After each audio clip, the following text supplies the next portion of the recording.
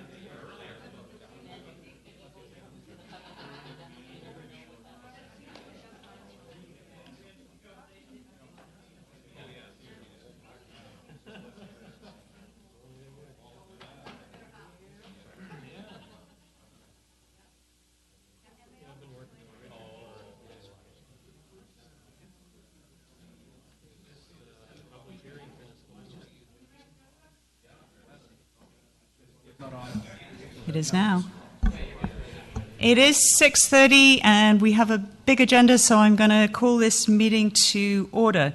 Welcome to the Transportation Public Infrastructure Committee meeting for Monday, July 7th. We have an agenda in front of us. I would like committee's permission to make two minor changes. One is I would ask the Deputy Engineer to give us a verbal update on the Transportation Master Plan. We'll do that just after adopting the minutes, if that's okay. And the Kelly Road item that's currently fairly far down at 3.6, I would like to suggest that we move it up to 3.3 so that it comes in after the sewage treatment. And I will also add in a minute a couple of announcements on upcoming events. So unless there are any other changes to the agenda, may I please have a motion to approve as amended? So moved. Thank you, Councillor Logan. All those in favour? Carried. One set of minutes to adopt. Any corrections, changes? Name spelt wrong? All good. Looking for a motion to approve. Moved by Mr. Small. Thank you. All those in favour? Carried. I would also like to recognise and welcome Mayor Graham Hill from the town of View Royal. Great to have you here, Graham. And I would also like to make sure everybody knows about a couple of upcoming events. So Friday, July the 11th, that is this Friday, here in this building. It's a, bring your own lunch and listen, noon in council chambers. We have a gentleman by the name of Professor Nicholas Ashbolt. He's with the University of Alberta School of Public Health, and he's going to do a presentation on the rationale for a resource recovery-driven urban water system. So of interest to those of you who are interested in the whole sewage and sewage treatment issues. In the same vein, there will also be a presentation on the evening of Tuesday, June the 15th. That will be from 6 until 8 at Royal Roads University down in the Mews. And we're getting the folks over from Seashelt. A number of people from Colwood went over to Seashelt fairly recently to have a look at what they'd done around their sewage treatment. They have a very innovative approach, and we thought that was something that was worth sharing with others in this area. So they will be coming over. There's, if you arrive about 5:30, you might get a bit of food. So worth coming early for.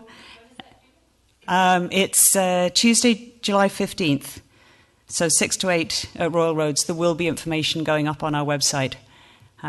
So that hopefully will also be an interesting and an enlightening event. Mr. Deputy, how would you like to give us a bit of an update on Transportation Master Plan? Certainly would. Thank you, Chair. Our Transportation Master Plan has gone through a series of public consultation events and also dealt with our stakeholder partners in CRD, our neighbouring communities, BC Transit, and others. So what we're doing is we've just about got it ready for the draft, which is nicely aligned with the CRD and BC Transit's plans, which works for joint funding of things such as that. There'll be a robust cycling network, a lot of transit improvements, all based on a walkable community, and all based on the idea of economic development. And so that's going to be coming forward. We're going to be working through the summer doing some of the ground truthing of the cycling network and the other plans just to make sure that everything is actually doable on the street. And that will come forward to a special transportation public infrastructure in mid-September. Thank you very much. And of course, one of the items from that is on our agenda tonight. Terrific. Okay, so the first item under new business, report on the gate access to the back of the property off of Wishart Place. Mr. Baxter, do you get that one? I do indeed. So this is a fairly simple one. The piece of Wishart public road right-of-way that is not publicly accessible other than as a walking path or cycling path normally presents a different situation than one normally comes across.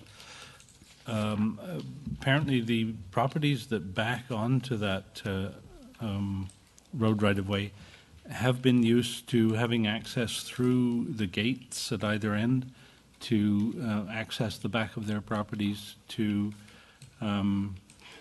bring soil in, for instance, or haul away material. And it's been our practice since the new traffic bylaw was passed some years ago to control these things, I won't say strictly, but make sure that we know when people are accessing places they don't normally access so we can check for damage and control the situation. And these residents obviously are facing, every time we issue a right-of-way permit for this, they're facing the full right-of-way permit fees for being able to open the gate and drive through it. Normally our right-of-way permits are more about doing work within the right-of-way. So they've asked for us to come up with a different system, so we're putting in front of the committee some options. One is that staff continue with the current procedure of issuing a right-of-way permit with fees for any request to access the gate. And the other is that we prepare a new procedure or policy for requests in which we would make it a much simpler process. They would pay they wouldn't have to pay a fee. They would just put down a small deposit because they're not actually doing work within the road right-of-way, but we need some mechanism to cover off damage. So all we're looking for is direction from council and a recommendation from the committee as to which of those options appear preferable to the committee. And the recommendation you have in front of you is that you recommend to council that staff prepare a procedure or policy for requests to access the gate by the residents, in which the resident would sign a form acknowledging responsibility for any damage to the city property and pay a small deposit which would be completely refunded when the key is returned. Thank you. Are there any members of the public who wish to speak on this item? Hi. Can we get you to come to the microphone and give us your name and address? Good evening. My name is Ray Newton, and I live at 3355 Wishart Road, and I'm one of the residents that the city engineer was talking about. The access to that area, or using Wishart's place, I've lived at that residence for almost 30 years. And we used to have severe problems with dumping, cars racing up and down the back of there, even stolen vehicles left abandoned up there. And I was instrumental in approaching the engineers with the assistance of the local RCMP that we get lights put back there and also a barrier. And at the time, the barrier was not to be put in for some time because there were no funds for it. Consequently, funds were found and barriers did go in. And I was assured at that time by engineering that there would never be a problem. All you'd have to do is come down and sign out the key and you could get access. Now I understand from speaking to some of the engineering staff that there was an issue where a resident had apparently copied a key. So he wasn't requesting the key or signing out the key, he was doing it on his own. And that apparently prompted the bylaw officer to find the gate open, and this has gone on. So I wrote a letter, an email, and I offered some suggestions that would be presented, and that security, I agree 100% with security, that no one, no resident should have access to that area unless they back onto that property. And a key, well, you can always have keys made that are non-copyable. I've used those many years. And also I agree that a form should be written, advised probably through the legal people, that the person that's signing out the key after they've been assured that they have a right to get that key, that they accept full responsibility and liability for any damage that's done there.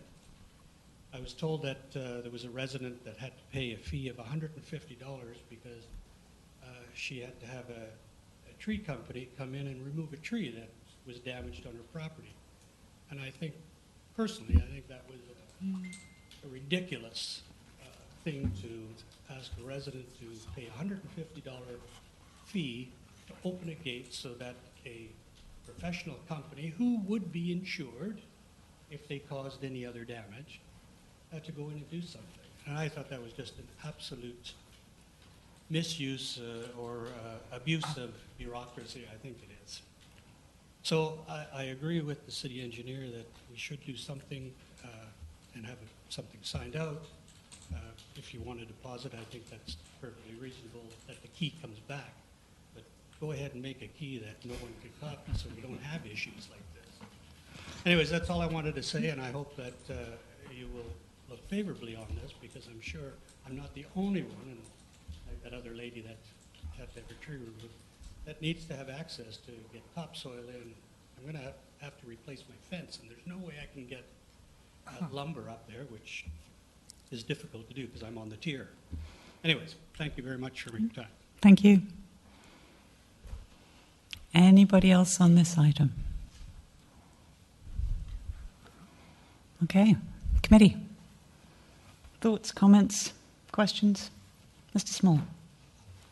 I just have one item. It was mentioned a number of times about having the permit signed so that any damage that was done to the municipal property would be covered by whoever it is that signed the key out. I just wanted to make sure that there was also a portion in there that covered off liability, because there are no standards for that right-of-way, but we're having vehicles and possibly trailers and other things wheeled up there. If someone was to be injured or whatever, and then turned around and sued the city because, well, they gave us permission to go up there, but the road wasn't built well enough. I'm in full agreement that there shouldn't be a cost for this permit to come out, because as soon as you start charging anything, you're going to discourage people from doing the right thing and signing the waiver and taking care of it. But I just think we might be better protected if the liability issue is covered off as well. Thank you. Anybody else? Councillor Logan. Thank you, Madam Chair. Through you to the Director of Engineering, are we looking at just one gate in particular, Gate 2, or are we looking at giving access at all the gates in that area? I believe there's just two gates. Just the two gates? Yeah. And the idea would be that they could access whichever gate gave them the best access to their property. Thank you. I guess the challenging part is, although it's a road right-of-way, people consider it a park as well, as an extension of Sewmore Park, and treat it that way. So we have to act in an abundance of caution when we're handing out the access. But I agree, and the gentleman made a good point that as long as the city has access and there aren't keys floating around and the city is adequately protected, then for the once or twice that it happens, then fine. But I would almost be persuaded to say let's limit it to Gate 2, because that seems to be the gate that would probably be the most accessible. Gate 1, there's more of an incline and it's more restrictive, I guess. But I'll just throw it out there. Yep. Thank you. Mr. Green, anything to add? Yes. Excuse me, Gate 1 works best for me. There we go. Because I'm at that far end. It's right at the bottom of the... Oh, there you go. It's on my property almost. I was wondering where 3355. Now you know. Sounds good. I think it's a great benefit to the residents to be able to have access like this. I wish I had it to get stuff into my backyard. So I have no concerns. One other point that I... Yeah. Okay. So I'll just we'll let committee discuss, and I think we're in good shape. I was just going to say that I'm comfortable with the recommendation as laid out in the agenda. Okay. Great. And I would concur with committee's comments. I think it's a sensible way forward, and just keeping our eye on things like liability is always a good thing to do. Having said that, is there somebody who would like to move a recommendation? I'll I'll move the recommendation as noted. So Mr. Green moving the staff recommendation. Any further discussion? Seeing none, all those in favour? Carried. Moving on to the next agenda item, sewage. Always a fun topic. Okay, and so that folks in the audience know, what we'll do is we'll ask Mr. Baxter, our city engineer, to run through a presentation. I will then open it up to all of you for comments or questions. And then when you're done discussing, I'll bring it back to committee, and we'll finish off whatever discussion at that point. Hopefully come through with a recommendation to council. Michael, take it away. Perfect. That's good.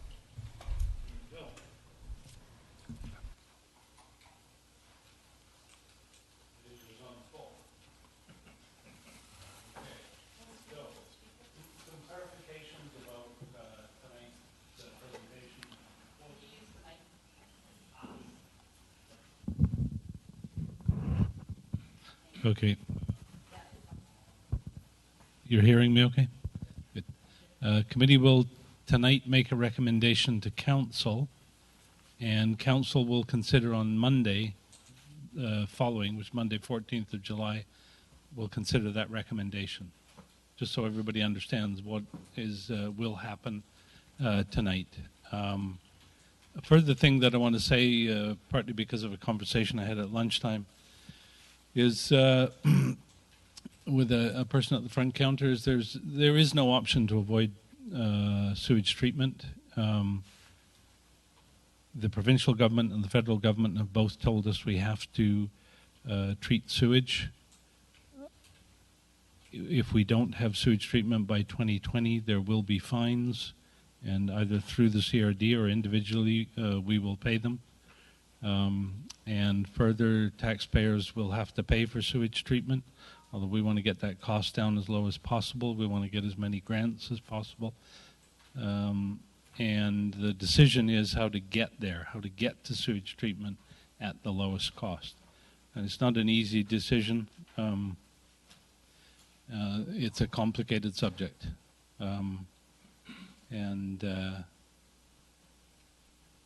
That's basically all the clarifications I wanted to make for tonight. What this presentation covers is a progress update on the CRRC, which is what we call the Colwood Resource Recovery Centre, our proposed sewage treatment plant that recovers water and heat. And a review of the dockside green system, that's and a tertiary treatment system that already exists in the city of Victoria. Has been the subject of some discussion about whether it actually works or not. That was brought up at the council table some time ago, and we now have what we believe is the definitive result on that. We'll give an account of the visit to the Sewage Water Resource Recovery Centre, which is not quite finished yet, but is a very good demonstration of a publicly built sewage treatment plant that does resource recovery and is at a tertiary level. And a review of the current state of the CRD CTERA program, very brief one, and an outline of how the city can manage the process to get to a completed sewage treatment plant, including the engagement of the project advisory team. So the progress so far. Back in April, CRD gave conditional permission for us to, the City of Colwood, to proceed on our own. There are some significant conditions, but only by going forward can we remove those conditions. If we actually fulfill this conditional permission, we would be separated financially from the CTERA project, and we would build our own plant as effectively agents of the CRD, operating under their liquid waste management plan. We held a public info open house, which indicated 79% support for the idea of proceeding on our own, but there was 59% of the people indicated that they weren't sure what effect this would have on their taxes. So support for the idea, but they want to know more about the money. And I'm not claiming that that is a scientifically arrived at number. That's just who turned up and filled out the questionnaire. The person I talked to at lunchtime this morning hadn't even known about the public open house, didn't even know we were proposing to treat sewage. So clearly, despite all the publicity, it's on CFAX, it's on CBC, it's on in the paper regularly. Not everybody finds out about these things. We have compiled a flow chart of the municipal wastewater regulation requirements. That may seem like a fairly trivial thing to do, but we found out that nobody had ever done that. And we certainly know of a lot of people who try to build sewage treatment plants that get into trouble over having missed some point of process required by the MWR and the Environmental Management Act. So we have actually compiled a flowchart of the entire process, and we're tweaking it as we learn more to make sure that we actually get this right. We've done the report on Dockside Green, more about that later. Discussions have been held with the Minister of the Environment, mostly that's been reported in the papers. Discussions with the West Side mayors have been held on what can be done. For those of you who may not know, the municipalities of Langford, Colwood, View Royal, Esquimalt, and a piece of Victoria and a piece of Saanich flow into what's called the Northwest Trunk Sewer and eventually reach the ocean separate from the other flows which come down the east coast from the rest, or the majority of Saanich, the majority of Victoria, and all of Oak Bay. So it is, it does raise a question as to why the proposal is to combine those two flows when they could be treated separately without having to build a connector to them, which has to cross the Victoria Harbour apart from any other difficulties. And so we're looking at just the west side, and I just want to make it clear that there's no suggestion at this point that Colwood is not proceeding on its own. This is just discussions, but it indicates what's going on. The visit to the Seashell plant was probably the most interesting thing that's happened, and I've got more on that. And we will have going out this week the RFP for the environmental impact statement. So Dockside Green. I don't know if all of you have been there. I recommend you all go there, largely because of the excellent bakery and coffee shop right there. This is what a sewage treatment plant can look like. That's all there is to see of it, other than back here near the bush is a little hole in the wall, and the air from inside here blows out through that big pipe. But otherwise, this thing is completely hidden under the development. And this is what happens to the sewage effluent. It flows down here in front of these ground floor units in the Dockside Green development, which is on Tyee Road, if anybody doesn't know where it is. And the sewage effluent feeds the vegetation, and the ducks happily live there. And I'm told by reliable sources that these units sold at higher prices than any other units in the development because they were effectively waterfront. That's sewage treatment effluent. So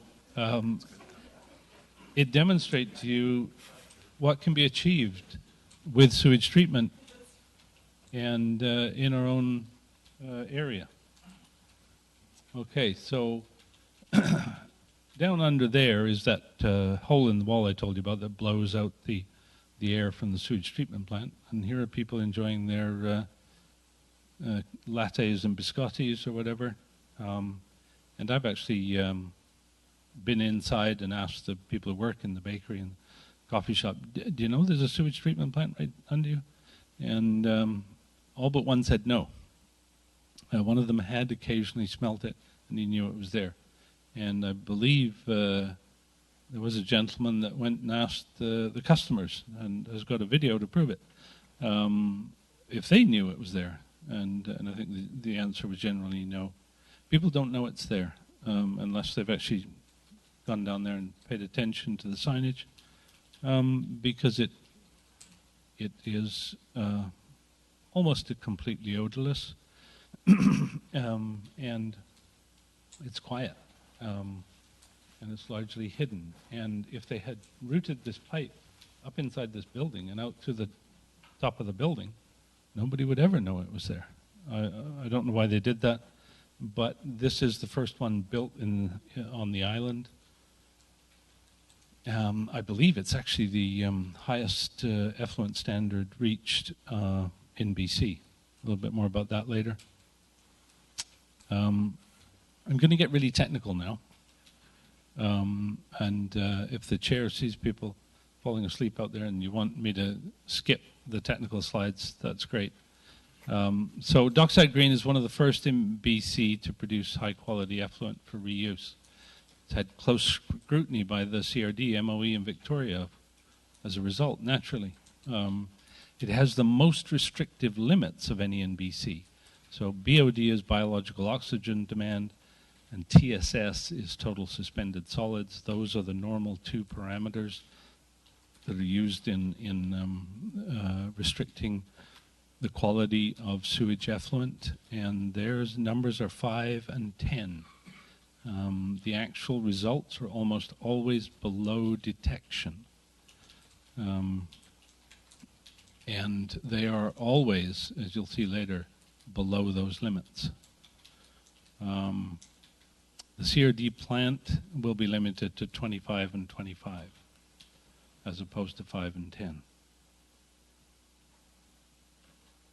Dockside Green also has a limit for coliform of 2.2 coliforming units, I believe that is, or coliform forming units, I believe that means, per 100 milliliters. They have only once exceeded the detection limit, and the detection limit is 1. And the actual reading was 1. So nobody knows if that was an actual reading or an error, but basically they've got a limit of 2.2, and every single reading that's ever been taken there except 1 was below detection limits.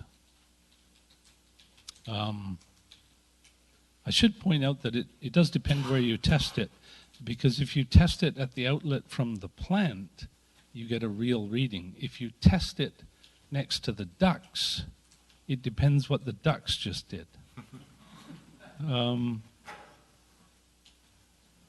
At the time of disinfection of the sewage effluent, the turbidity units, that's what that stands for, must be less than 2 average and 5 maximum. The actual is about 0.25 consistently. There are spikes, and those spikes are caused in the detection equipment when the whole cycle is reversed to clean the equipment. But those spikes never go out the exit from the plant, they go back into the plant. But if you read the graphs wrong, you could be fooled by those spikes. It is consistently about 0.25. And the reason I'm confident about this is that this study was done by a retired environmental assessment impact biologist, thank you, with the MOE, with, I believe, 35 years of service. Is that from Dockside?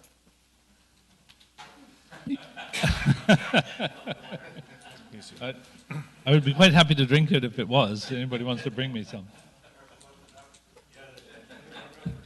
Yeah, I don't want to take it downstream of the ducks, no.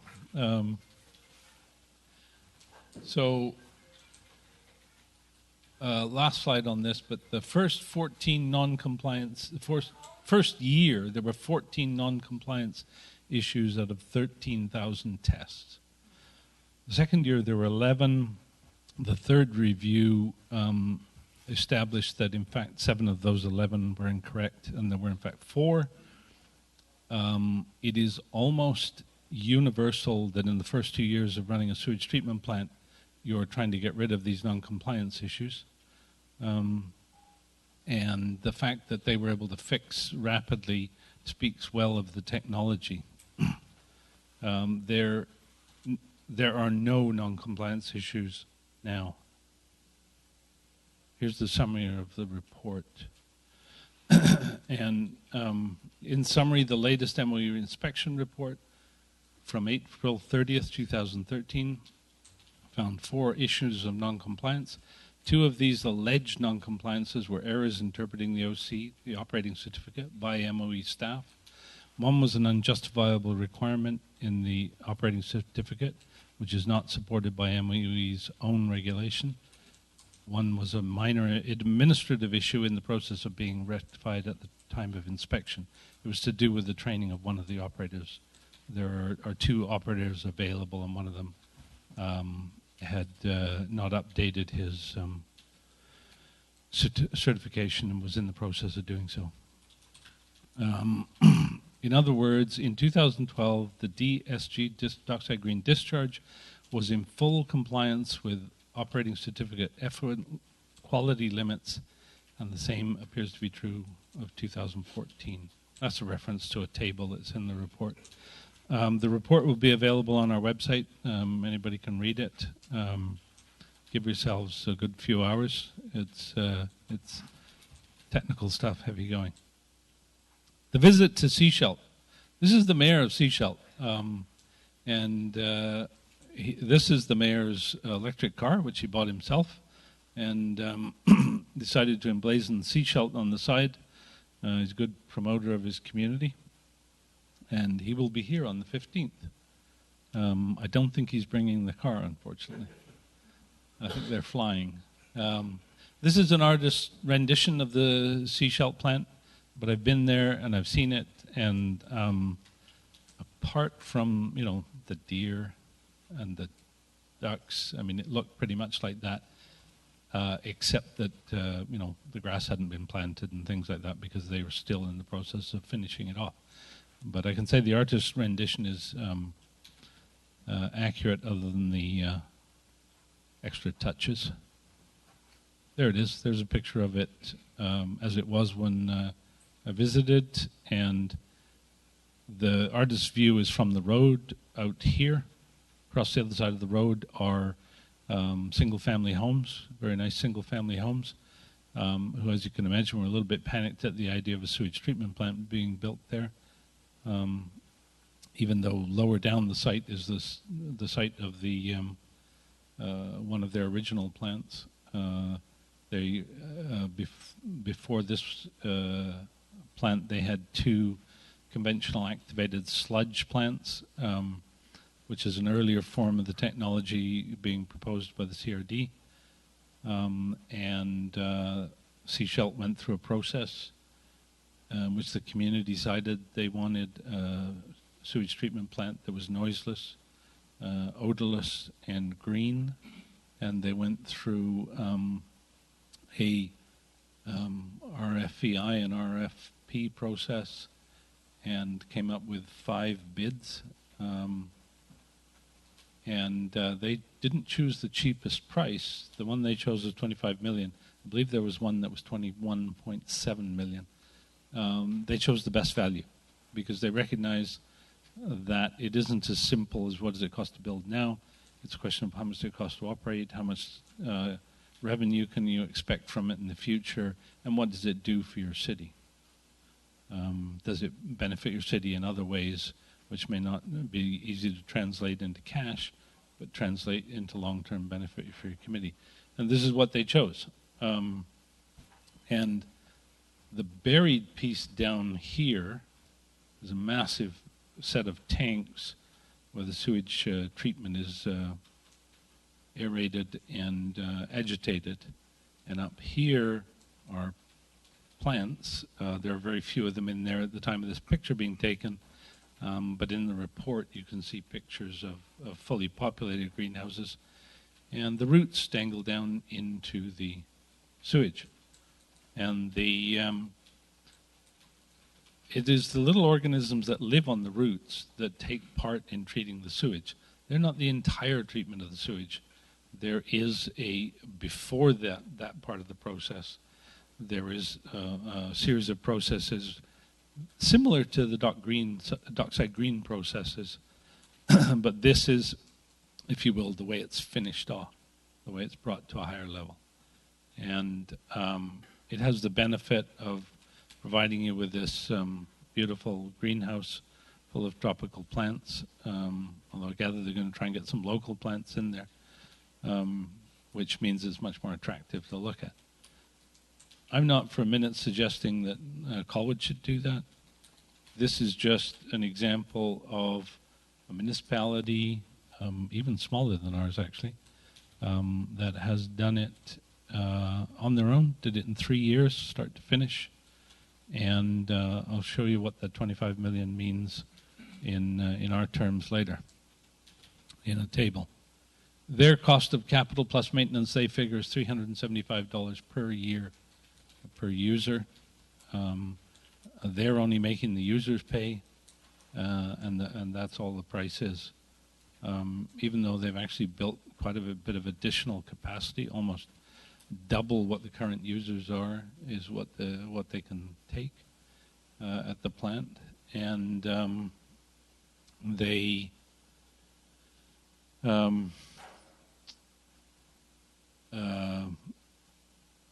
got grants off that 25 million that decreased the price by I believe it was 55%. So that's how they end up at $375 per user per year. I don't believe that assumes any revenues at this point, although they do anticipate significant revenues very soon after construction.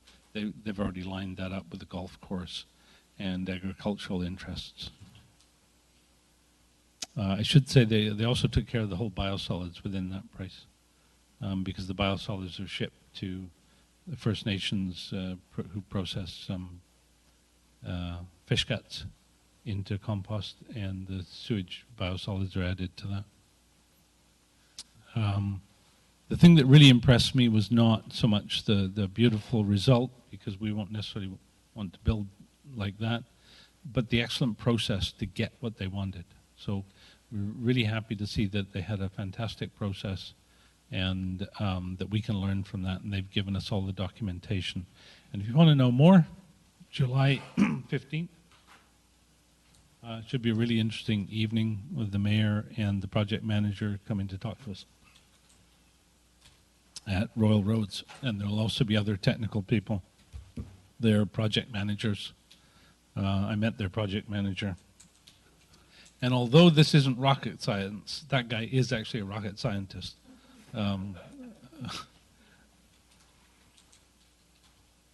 So, assuming that that plant was built in Colwood, how much room would it take up? Well, here's the land on which we were proposing to build the sewage treatment plant. That's approximately how much it would take up. And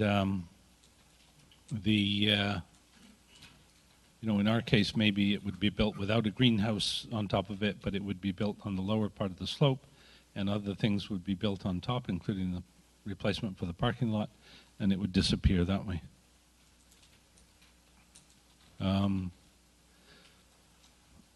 Everybody wants to know what is it going to cost to do it on their own, and the answer at this point has to be, we don't know. And I would argue that, as I said in the introduction, the choice is between CRD doing it and Colwood doing it. We don't actually know what any of these numbers for certain.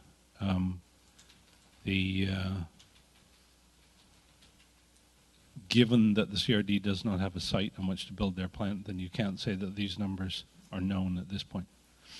But the best guide we have is to look at something like Sewage and say, well, how does it compare?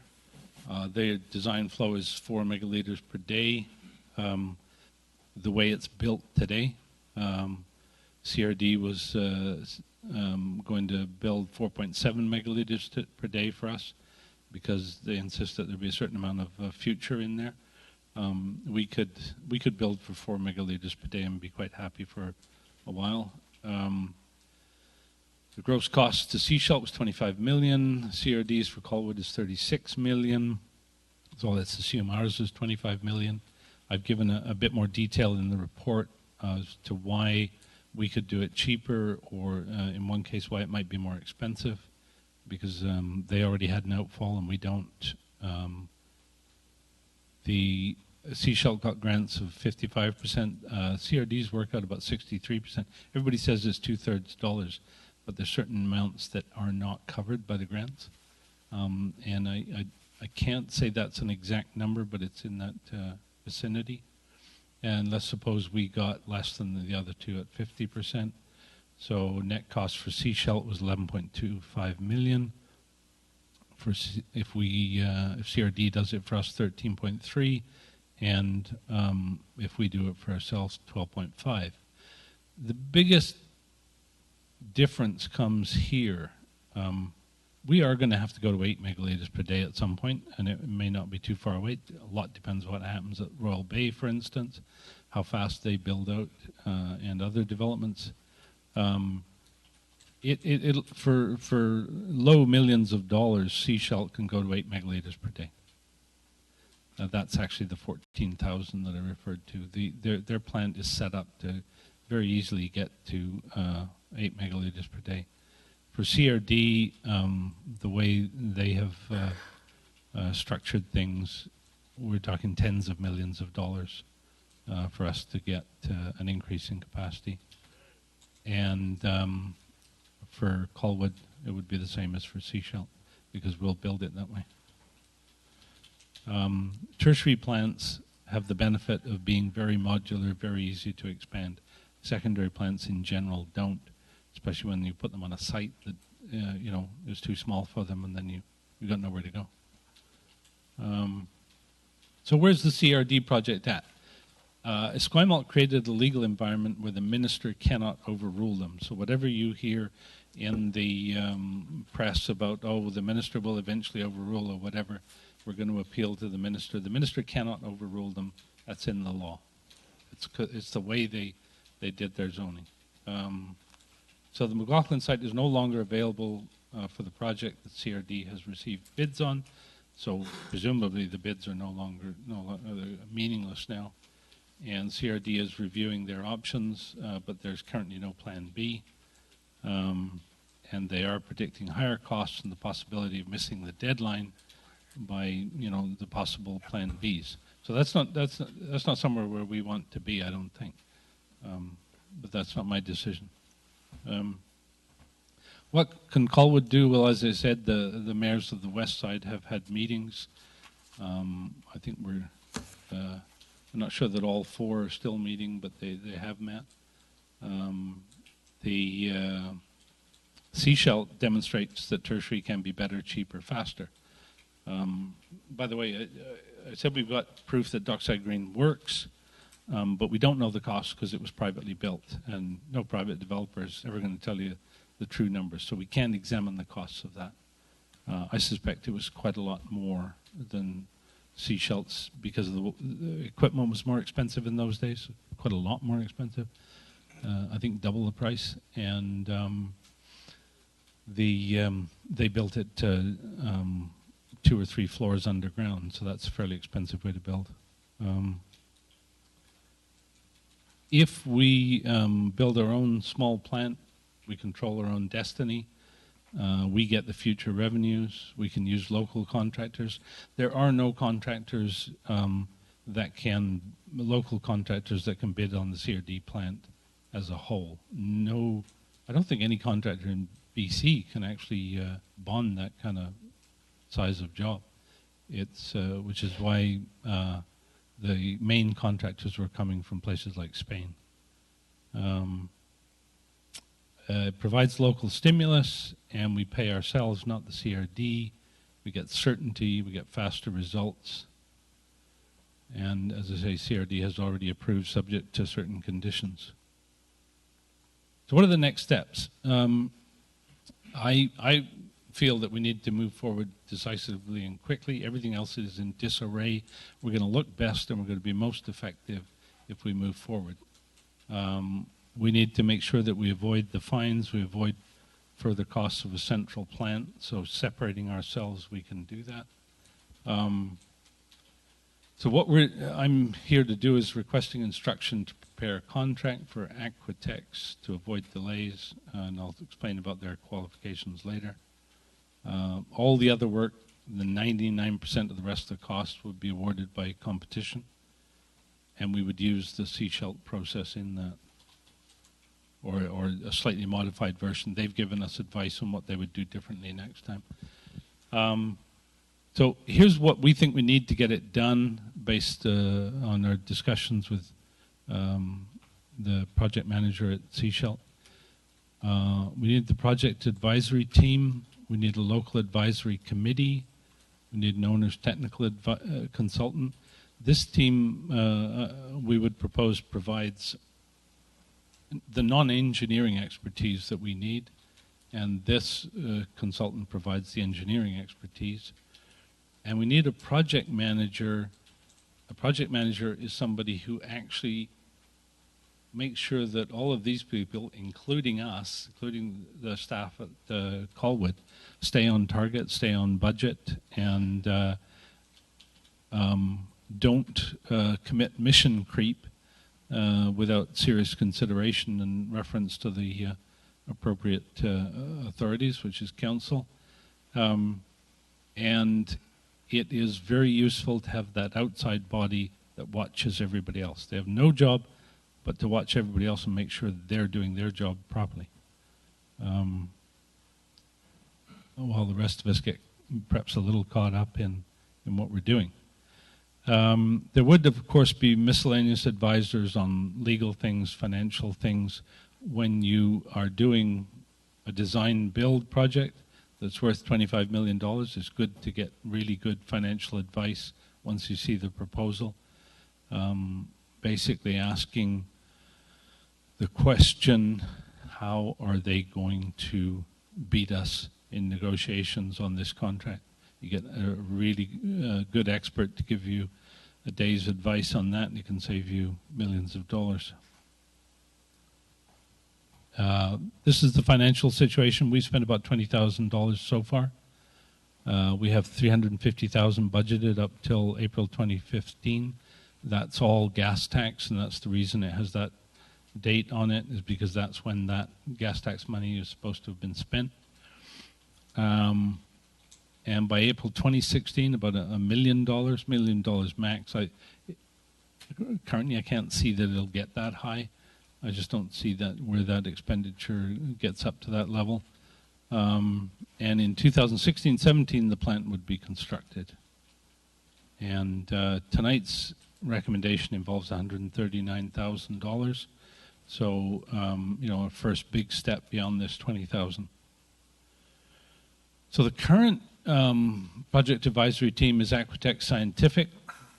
They've been operating on small purchase orders while we waited to see what the outcome of the McLaughlin issue was. We've seen that outcome now.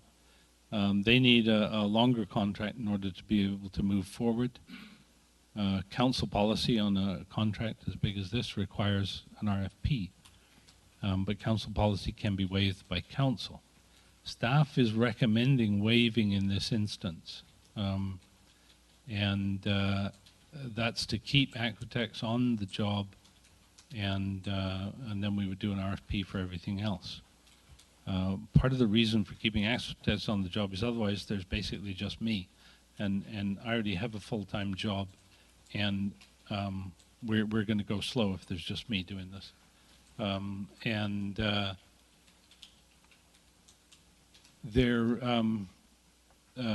one member of staff, the Director of Planning, suggested an alternative where we keep Aquatex going with these small purchase orders until we can get an RFP process done, and that way we don't lose time, but we still do the RFP process. That's option 2 under the in the options. I think the options are next in this.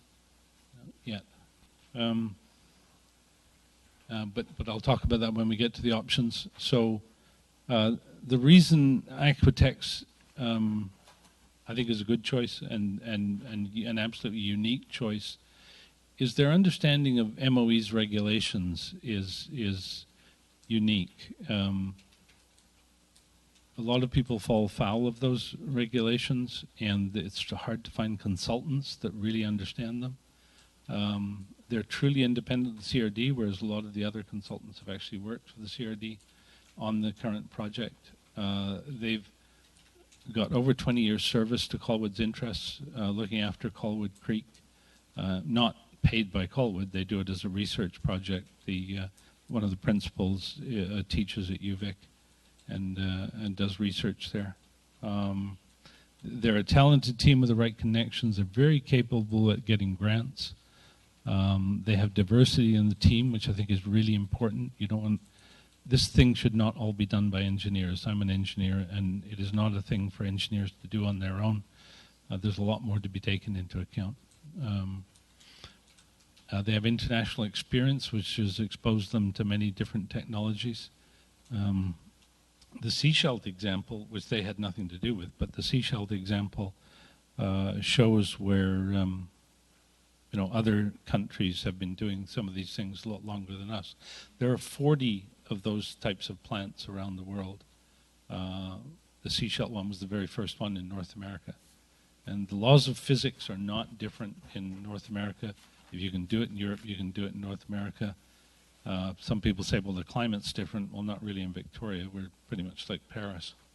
And these guys are truly, truly innovative. They consist of a retired deputy minister, so he's given us a lot of really good advice. So far, no pay, actually, in this process. A retired environmental impact assessment biologist. He actually did the report on Dockside Green. And the others are ecological consultants, all registered, or both registered professional biologists. And they've got a history of win-win designs for developers, which I like because it means they understand the economics as well as the other things. They did the Integrated Resource Management study for the province, for Colwood, and for the North Shore, and that one is currently being used as a basis for their planning of their sewage treatment. They were involved in Dockside Green, and they took part in the amendment of the liquid waste management for Dockside Green. And that was one of the things that we struggled to find, was somebody outside of a government who had actually done an amendment to a liquid waste management plan. And they were involved in Vancouver Olympic Village, the Vancouver Island Tech Park, and the British Pacific Properties. So this is the recommendation. I swear that I did something on the options, but there we go. I must have jumped over it. So the options we put in the report are engage Aquatex Scientific as the project advisory team for our sewage treatment and enter into a contract for this work, ending with the completion of the pre-registration meeting with the Ministry of the Environment. That'll be in about February. Or instruct staff to continue working with Aquatex Scientific until an RFP process can be undertaken for the selection of the project advisory team. Or, we usually put something like this in, instruct staff to suspend work on this in case, council figures we have gone far enough and need to halt the project. But our recommendation is that council instruct staff to prepare a contract for Aquatex Scientific in the amount of $139,000 with funds coming from gas tax to be the project advisory team for the Colwood Resource Recovery Centre, subject to all other expenditures on this project being under current city policies for procurement, and subject to a review and approval of the draft contract by Council. Thank you. Great, thank you very much. Thanks, James. So what I'd love to do now is to open it up to all of you folks for comments, questions. What do you think of the recommendation? Thoughts on the presentations? If you don't mind giving us your name and address and speaking into the mic, that'd be lovely. Thank you. Hi. Hi, my name is Mark Lynch. I'm at 3328 Hawkring, and I'm a proud resident of Culver. I'd just like to comment on the cost. Obviously, costs are an impact to taxpayers. I'm not sure, but I'm pretty sure I've seen numerous times in the press that the funding grants that are coming from the feds and the province don't apply on an individual municipality basis. Now, like that may be something that happened yesterday or today, but I'm sure I've seen that like on the news hour for one, and in the local press for another, and on CFAX. So I know, you know, like some of these numbers are very fairy when, you know, everything I've seen assumes there's, you know, in the case of Seashell, 50% grant money involved, and I'm assuming that that type of grant percentage is ballpark of what we've seen here today in this presentation as far as the culvert options go.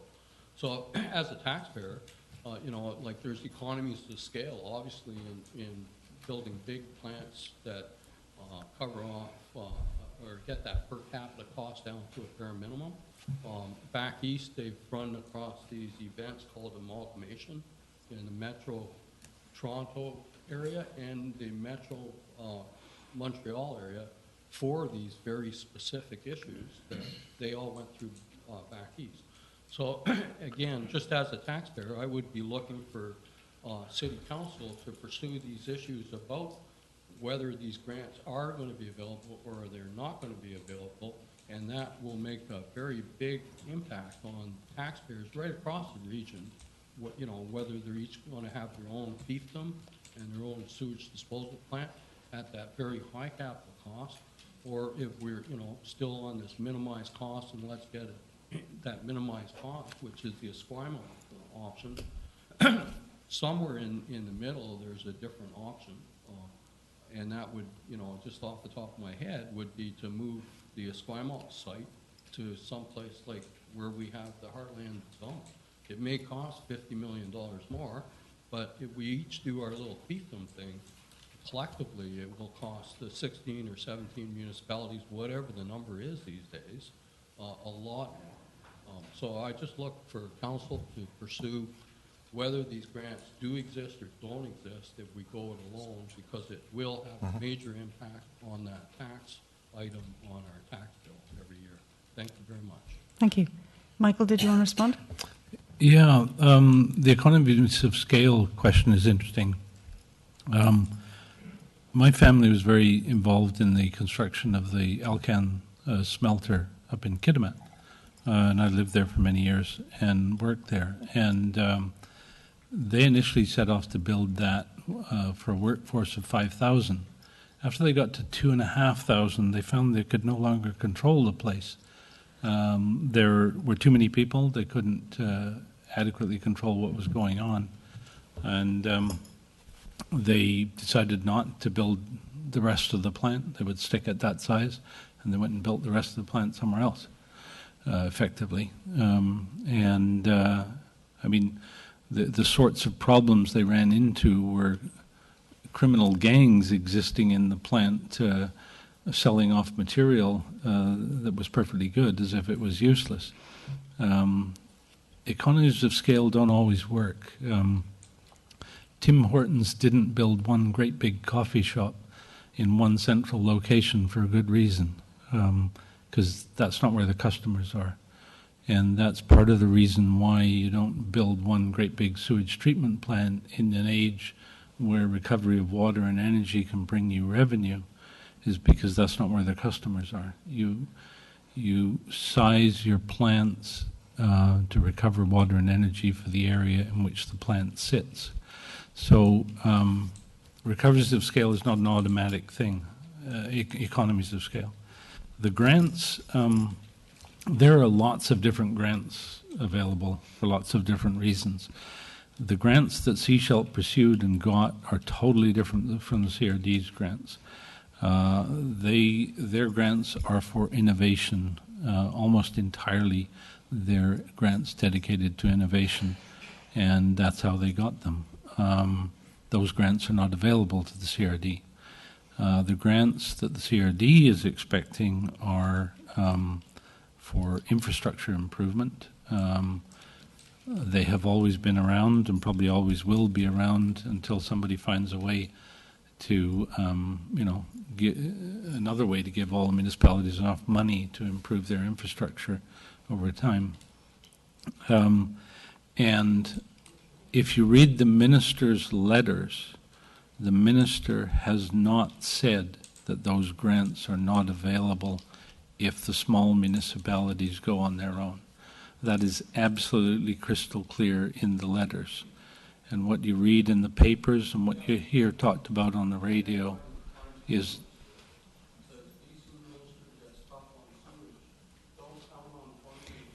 Mr. Lynch, can I let the city engineer finish, please? what you see in the paper and you hear on the radio is not necessarily the truth, as we all probably know. And I would recommend anybody who's concerned about this to actually read the minister's letters, and I'm sure we can make sure that those are on our website too. Okay. Thank you.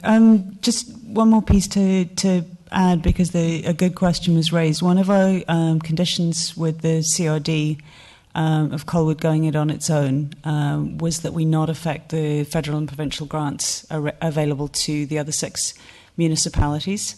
So right from the get-go, we said we're not going to rely on those federal provincial grants. We're going to be looking for those innovation grants from elsewhere.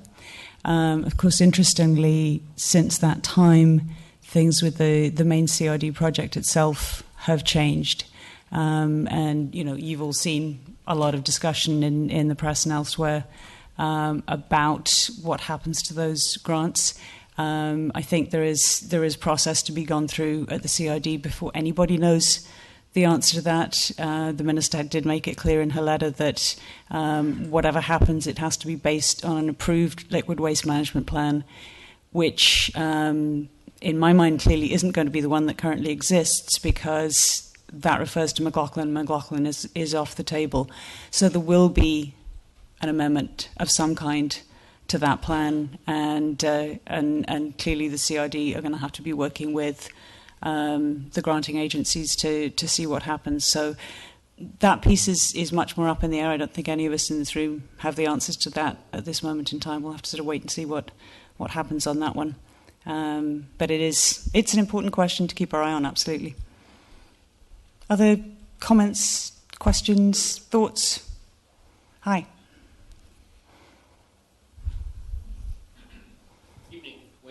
From 3405 Rockwood Terrace.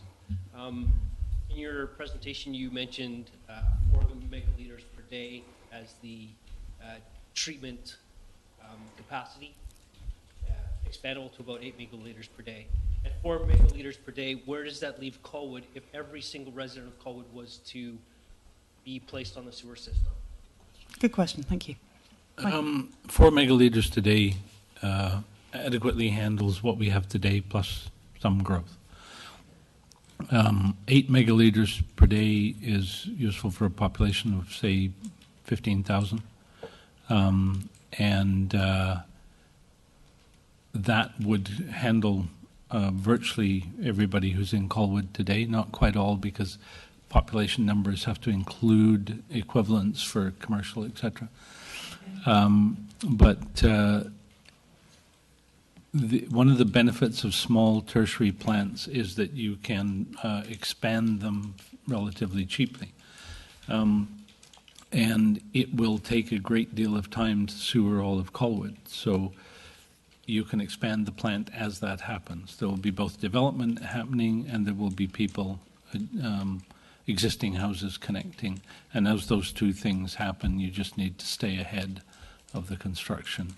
And there would be, I'm sure, DCC charges as part of that, so that new development would have to contribute to future expansion. And there would be a charge for an annual charge as well, which would go towards that. Understood. Thank you. One follow-on question. You also mentioned the West communities potentially getting together. Where would 8 megaliters per day leave us with that group being as large a population base as it is? Well, I named the 4 communities on the northwest trunk, and then there's bits of the other 2 communities. And Langford drains to Colwood. Beyond that, it's all going the other way. So you probably wouldn't build a plant in Colwood to handle more than Colwood plus Langford. But Langford may decide to build their own plant.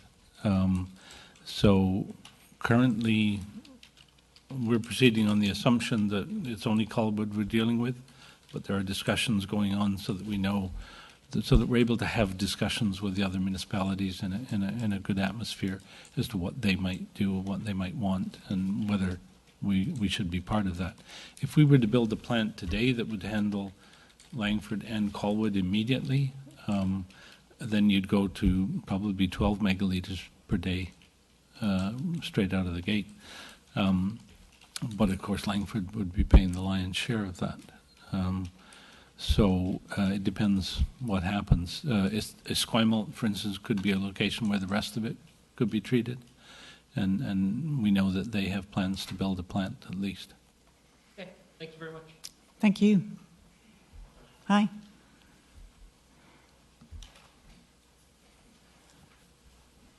My name is Lance Chope. I live at 2147 Souk Road.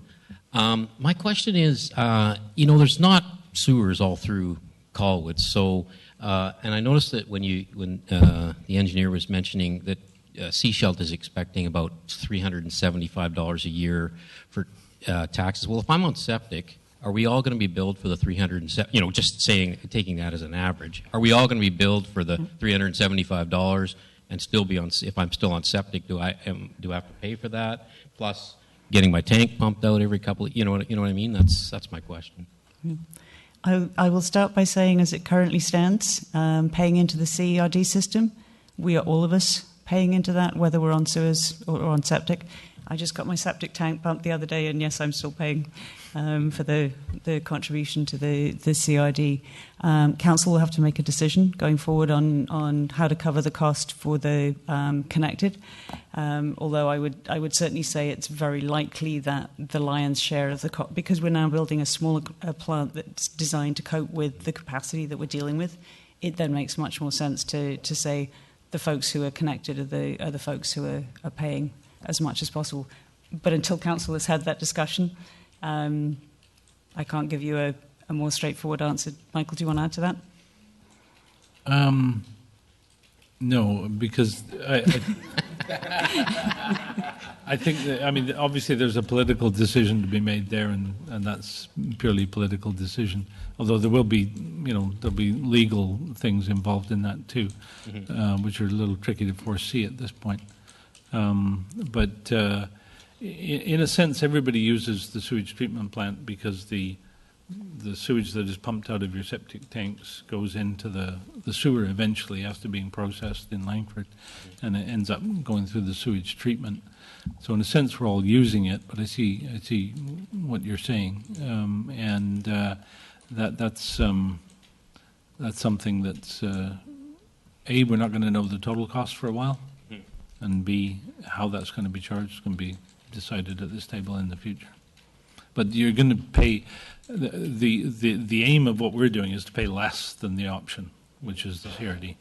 So, obviously, are you going to, people who are on sewer, are you going to force them or suggest to them to get onto the system right away, or are you going to make it so they have to, or? Well, that wouldn't be me, but I've yet to see a council that would force everybody to hook up to a sewer system. I've seen a lot of talk of it, and I've been doing this for 40 years, but I've never seen anybody do it. Okay, thanks. Thank you. Good question.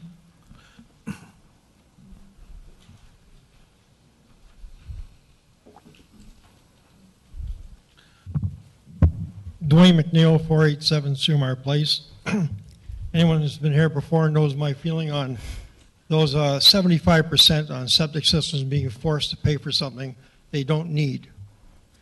Secondly, at this present time, with the chaos at the CRD, I do not know why CRD or Colwood will not be insisting on partaking on the grants, which should have been done right from the beginning.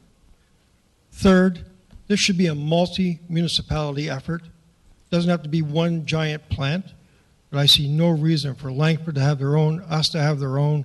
That is just getting silly. Now, if all the mayors are talking to each other and there is some focus on trying to get together, that should be the primary focus at this time. Share the wealth, share the costs, and I would definitely like to see a green plan in this city that encompasses those on septic system to keep it that way. Instead of ripping up our streets and tearing down our trees just to prove a point that we can get everybody on a sewer. Thank you. Thank you.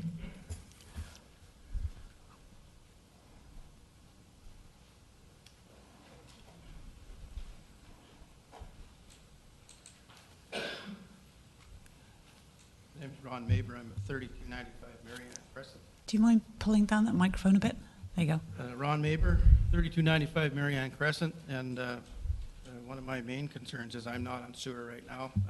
I've been down here a couple times. I've been here for 4 years. I grew up in Langford. I think I should have stayed there. As the sewer went by our homes, it was a hookup cost was around $4,500.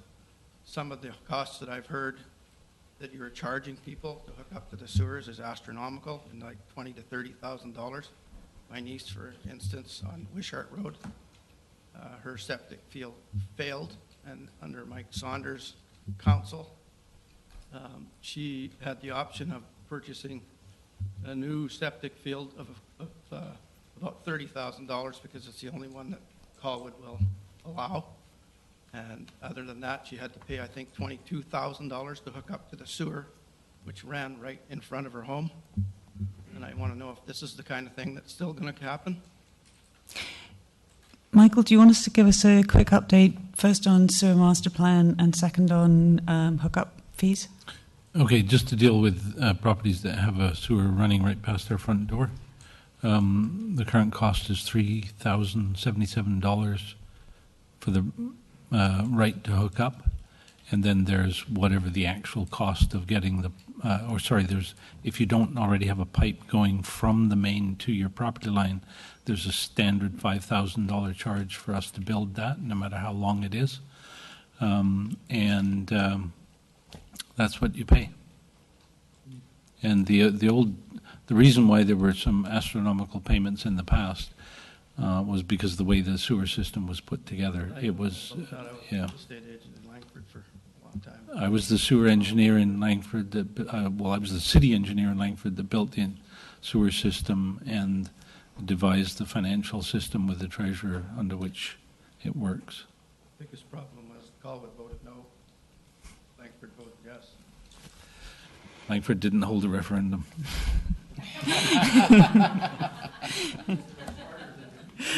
Can't change the history on that one, thank you. Anybody else?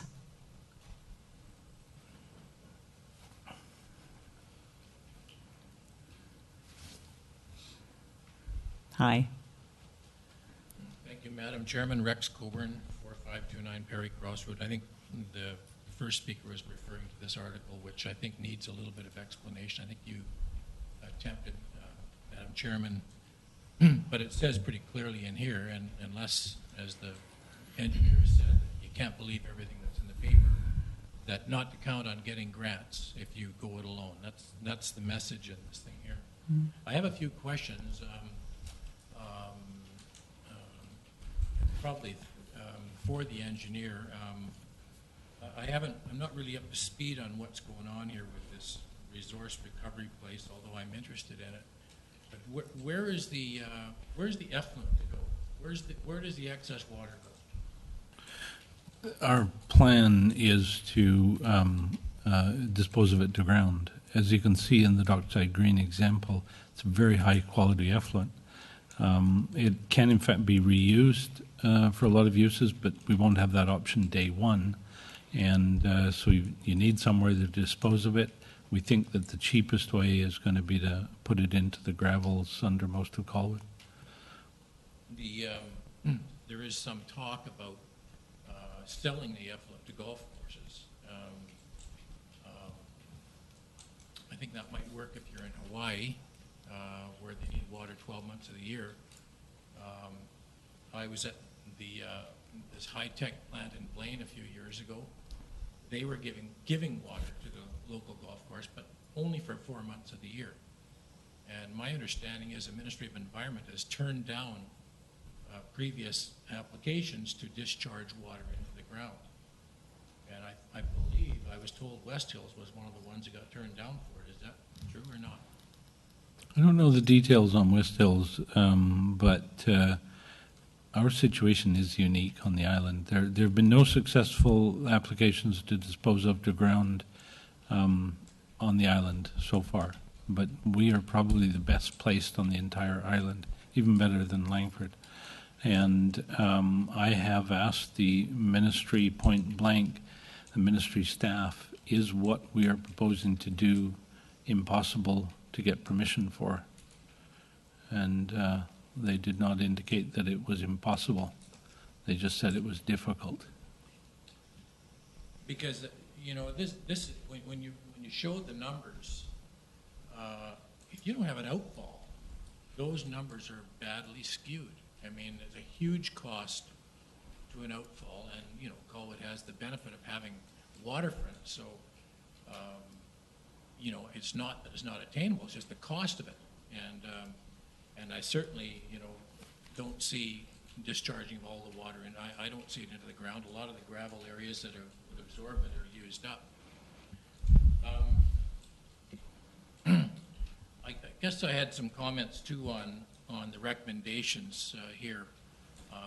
And again, I didn't read the report ahead of time, but your timeline seems to indicate you can be up and running by 2017. Is that what it said?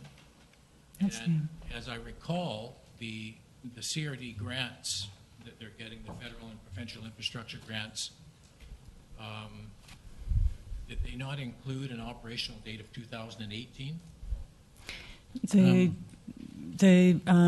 agreements with the province currently go to 2020.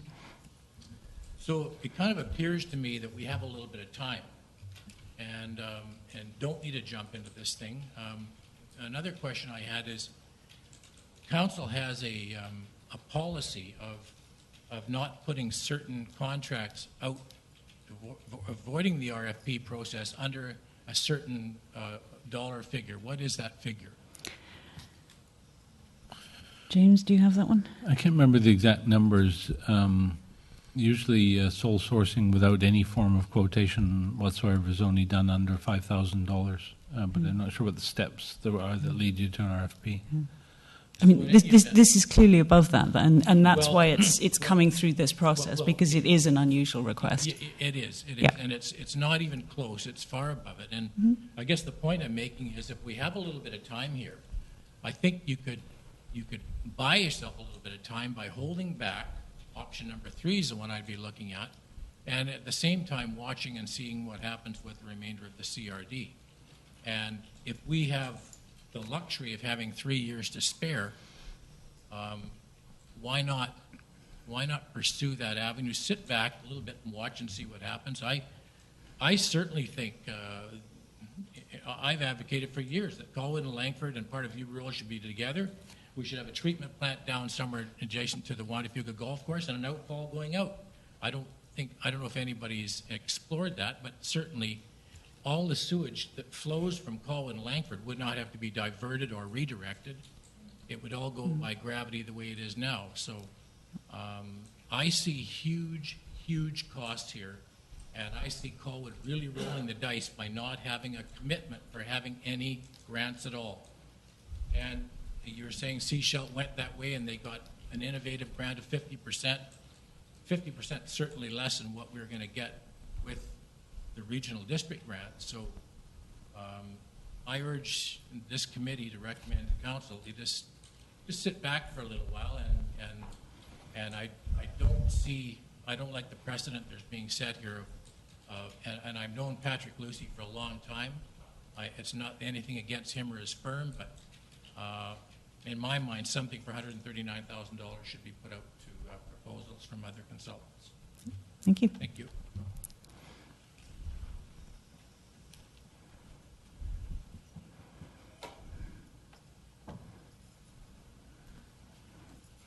Come on up. We're very friendly. First, kudos for you standing up and doing all this on your own time. We're a little stiffened. But my biggest complaint is... Do you mind giving us your name and address, just so Nora has it for the record? Try again? Name and address. Oh, John Teasdale, 3304 Joanne Place. Thank you. Okay. I'm concerned about the plant because you're already responsible for putting that 28-story building right behind the castle when it's built. It's stalled right now, but is that plant, the sewage plant, going to be visible from the lagoon? Because I could already see the crane, and it's not even out of the ground yet. And I know it's gone right now, but it will be back. And nobody else in British Columbia has a beautiful castle with a forest around it. And, sewage is good, right? Sewage plant's good. But I don't think you should destroy Royal Roads like that. And putting a skyscraper and a sewage plant right behind the castle is not good. I think it's horrible, to tell you the truth. And can I just clarify? So the proposal, as it stands at the moment, is to use the park and ride site, and to put basically the sewage treatment goes in the basement. You put parking above that, which sort of 5 stories, right? And then 4 stories above that. Well, it would depend on developers' proposals. I mean, I can see the crane, and it's not out of the ground, right? Yeah, but don't forget that land is down below the height of land at that point in time. So if you're down at Royal Roads, you won't see this. What you'll see driving down Old Island Highway is a nice-looking building, which happens to have a wastewater treatment plant tucked in the basement. That's what we're driving towards. No building behind that castle would be the best, right? Well, it's not. I mean, it's not. But it's not behind. It's not behind. Beautiful. It's not behind the castle. That's what I'm getting challenged with. It's a centerpiece of this community, right? And as far as sharing with other communities, yeah, but they're on a rock pile. We're on a gravel pit, And I don't want to say screw them, but Jesus Christ, I mean, pay us, right? I promise you that if we're working with Langford, we will make sure the good residents of Langford are paying their share. And gravel's pretty easy. Yeah. And you can squeeze contractors a little bit. If they're going to give them if you're going to give a guy with a truck, like 8-hour days, 10-hour days, he'll lower his price, right? So we're on a gravel pit, right? So we can cut our costs. So anyway, the 28 stories was my biggest point. Okay, we'll try not to go that high. Thank you. Absolutely, Brian. Good evening. My name is Brian Gilbert. I live in Victoria, 1422 Lang Street. I just want to talk about the Times Colonist headline, just for the members of the public that are concerned, and I feel their concern, because that's a lot of money. And I just did want to echo what was said, that, I did go read the minister's letter. It is quite clear in her letter she's open to these options, as long as they come under the umbrella of the CRD, which is what I understand you're trying to do. And this is how we actually will get the funding, because there is no plan B yet at the CRD level. So this is still working within the ministry. So headline aside, reading the letter that actually came from the minister, it's very clear that this is part of the way to get that funding and not lose it.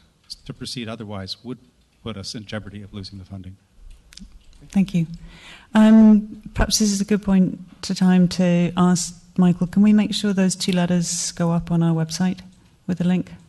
Absolutely, yeah. Okay, that would be great, because I think people would like the opportunity to be able to read them for themselves.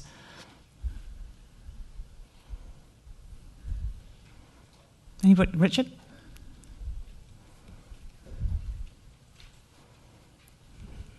Good, thank you. Richard Atwell. I'm a resident of Saanich. I still want my address? Okay. Could I have a copy of that newspaper? Because it's intrigued me as well.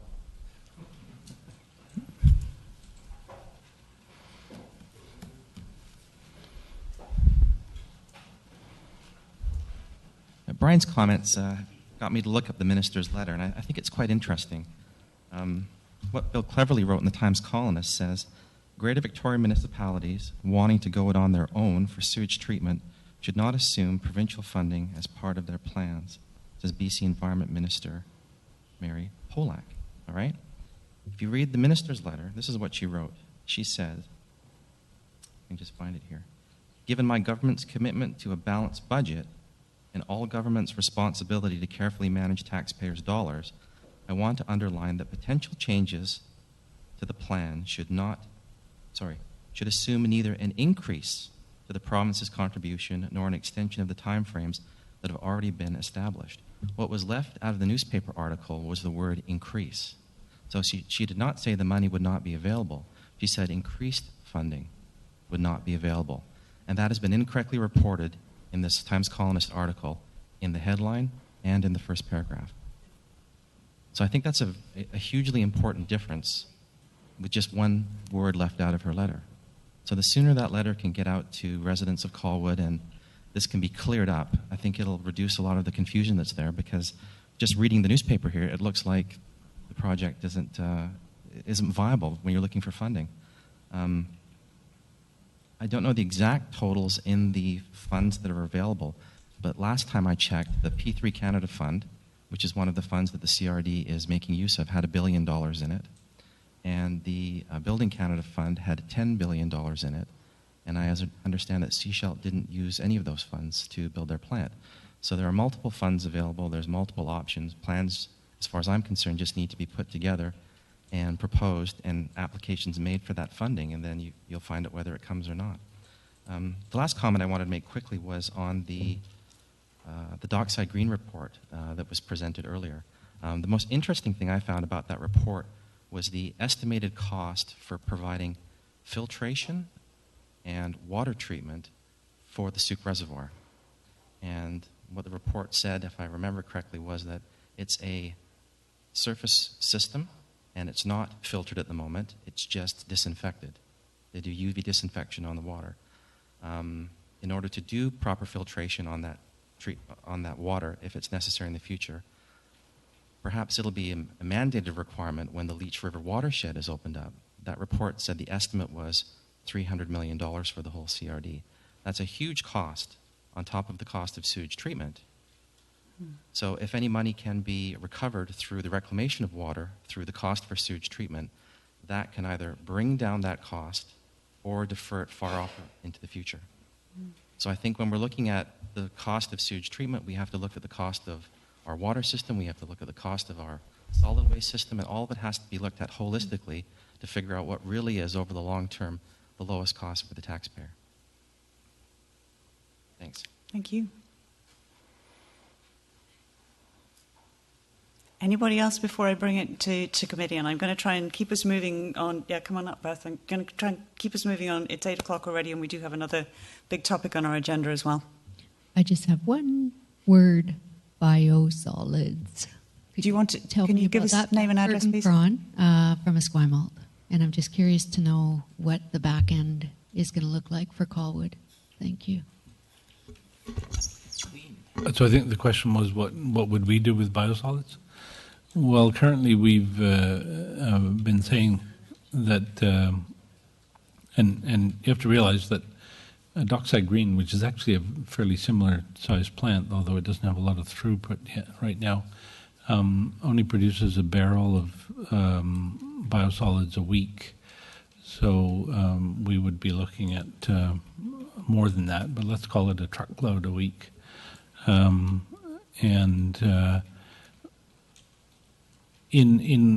lieu of other ways to get rid of it, there are places close by in the States that would take that biosolids, whether they be gasifiers or places that make compost. I mean, we could ship it to Sewage, to the First Nations there.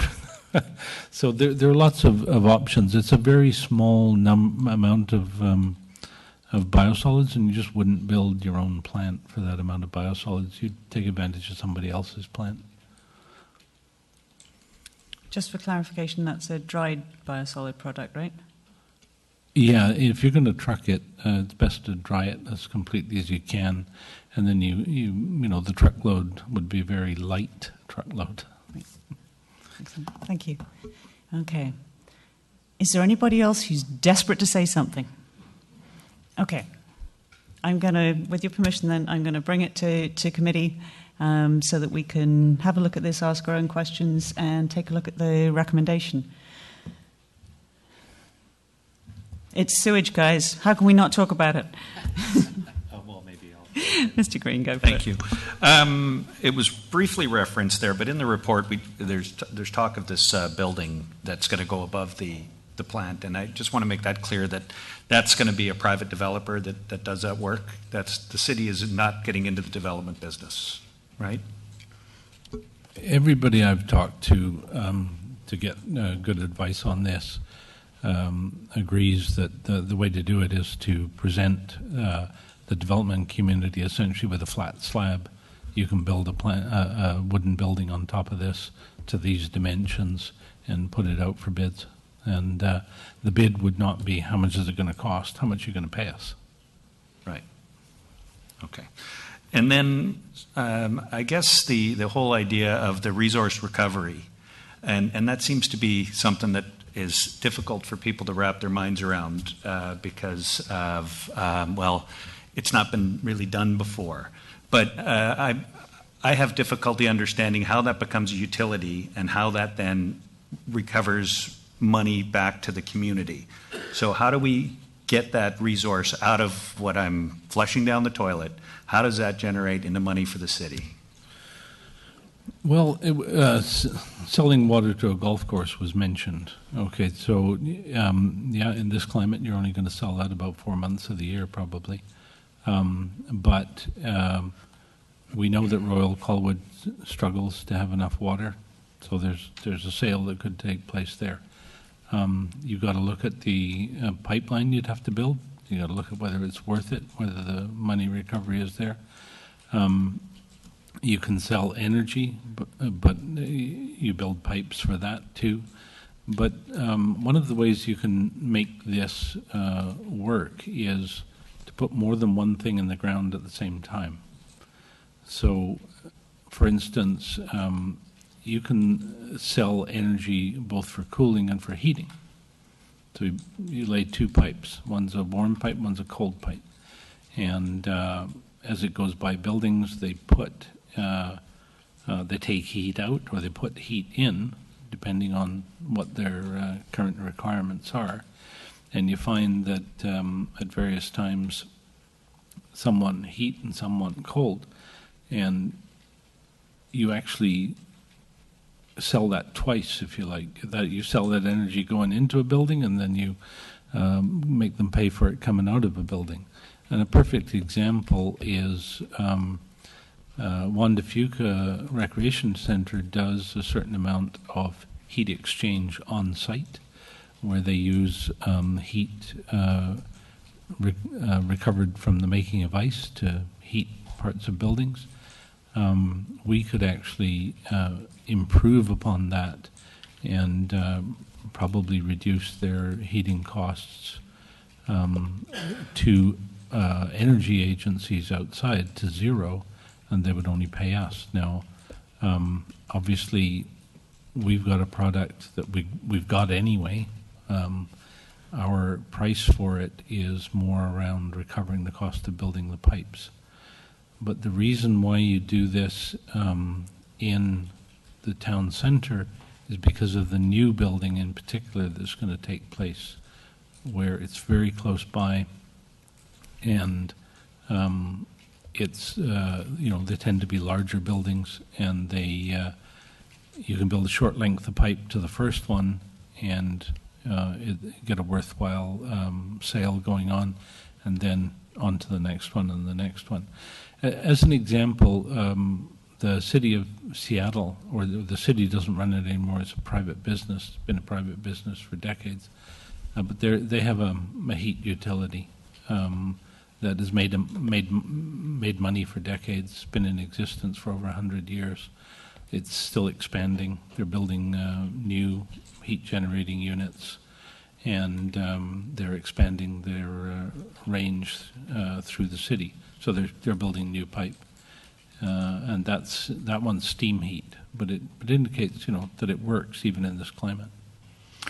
Thank you.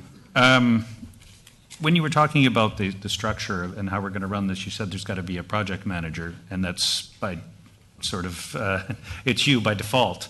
Were you sort of proposing that you were going to fire yourself and we would get somebody else in there to do that? That's what we have to see overall, because, as you mentioned, you do have a full-time job, which you're very good at. But it would seem too burdensome to be doing that if the project took off. So would that be Aquatex's job to find the project manager? How would that model look? And you would be fired, right? Yeah. Okay. They would assist in that.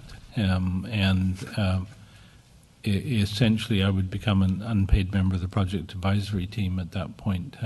So providing, the sort of community-based look at what is being done. The project manager becomes the expediter, if you like, the person who makes sure that everybody's doing their job and doing it on time and doing it within budget. So they're directly responsible to the municipality for ensuring that their financial and time interests are looked after. Well, I think that this report was really well written, and thank you for the presentation, because it did clear things up. And I think that in terms of what's happening in our area with sewage treatment, this is great to see innovation and forward thinking. So, and the report was really well done. As I told you before, I like reading your reports, but this one was very good, and it made sense, and everything was laid out well. So thank you for the obvious time it took to do that. Thank you. Mr. Small. Thank you, Madam Chair.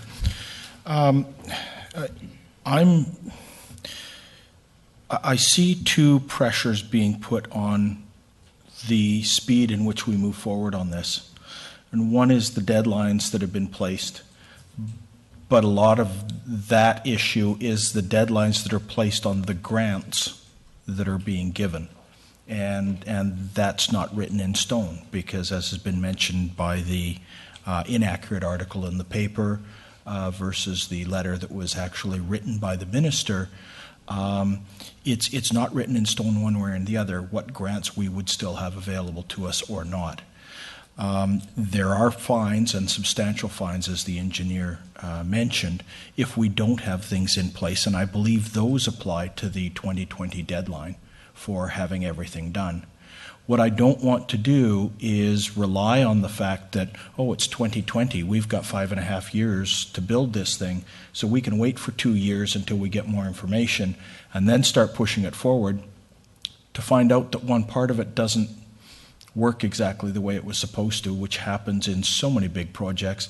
And now all of a sudden, when we previously had the time to have allowances for things to go wrong, we suddenly don't. And we're forced to either build it not exactly the way it should be done, or be facing fines for not having it done on time. The other pressure that I see in that is that there is still a substantial lack of information on everything, from the grants that would be available to us the costs to put this together. Now that CTerra is basically scrambling because they don't have a plan B and plan A is no longer working, what's going to happen with them? Are there other communities that might join in with us and make this not necessarily one giant plant here, but have smaller tertiary plants, which is the ideal situation with tertiary plants anyways? I just see too many question marks out there for us to be marching forward at this point in time and saying, this is what we're going to do, these are our timelines, this is the cost, this is what we're asking for, let's go.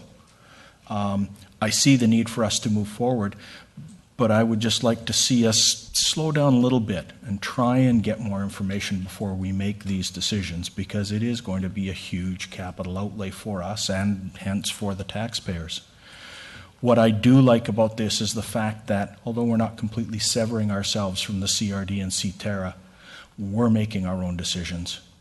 We're not going out and buying a multi-million-dollar property on Viewfield Road without anybody knowing about it, and suddenly now they're left having the same occupant renting it back from them, not even covering the costs of the money that went out to it. We're far more transparent. We involve the public a lot more, and we listen to what the important things are going forward with this process, which from everything I've seen and read is 180 degrees opposite to what's happening in the CRD-CTerra mix-up. They just don't seem to be willing to listen and adjust any of their plans. This is the way we're going, full speed ahead, and to heck with anybody that, oops, we're at the end of the road and this didn't work. How do we go back? So in that regard, I'm much happier having control over what's going forward with us and the control to know where our dollars are being spent, and from everything I can see, far more efficiently than what's happening in the big plan. Thank you. Thank you. Councillor Logan.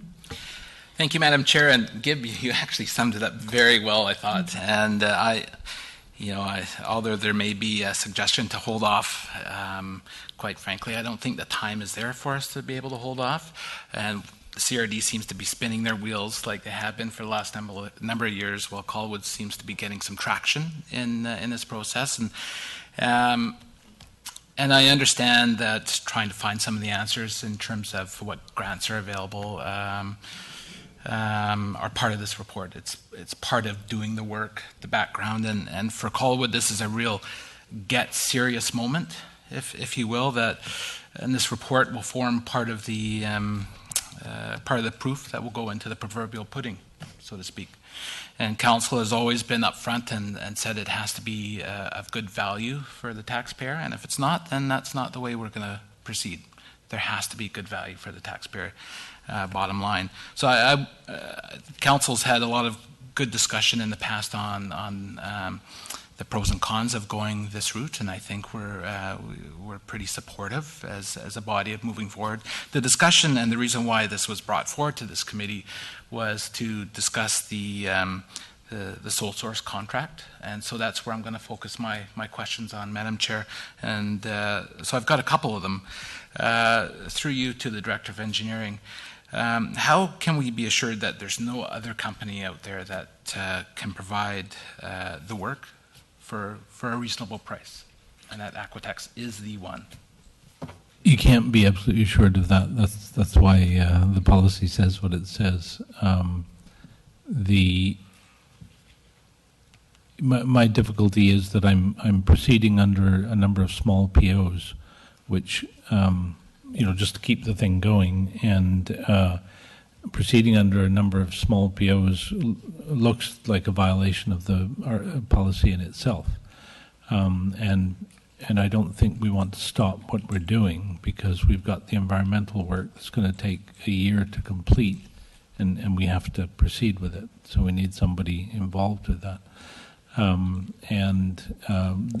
Hence really the choices between option 2 and option 1.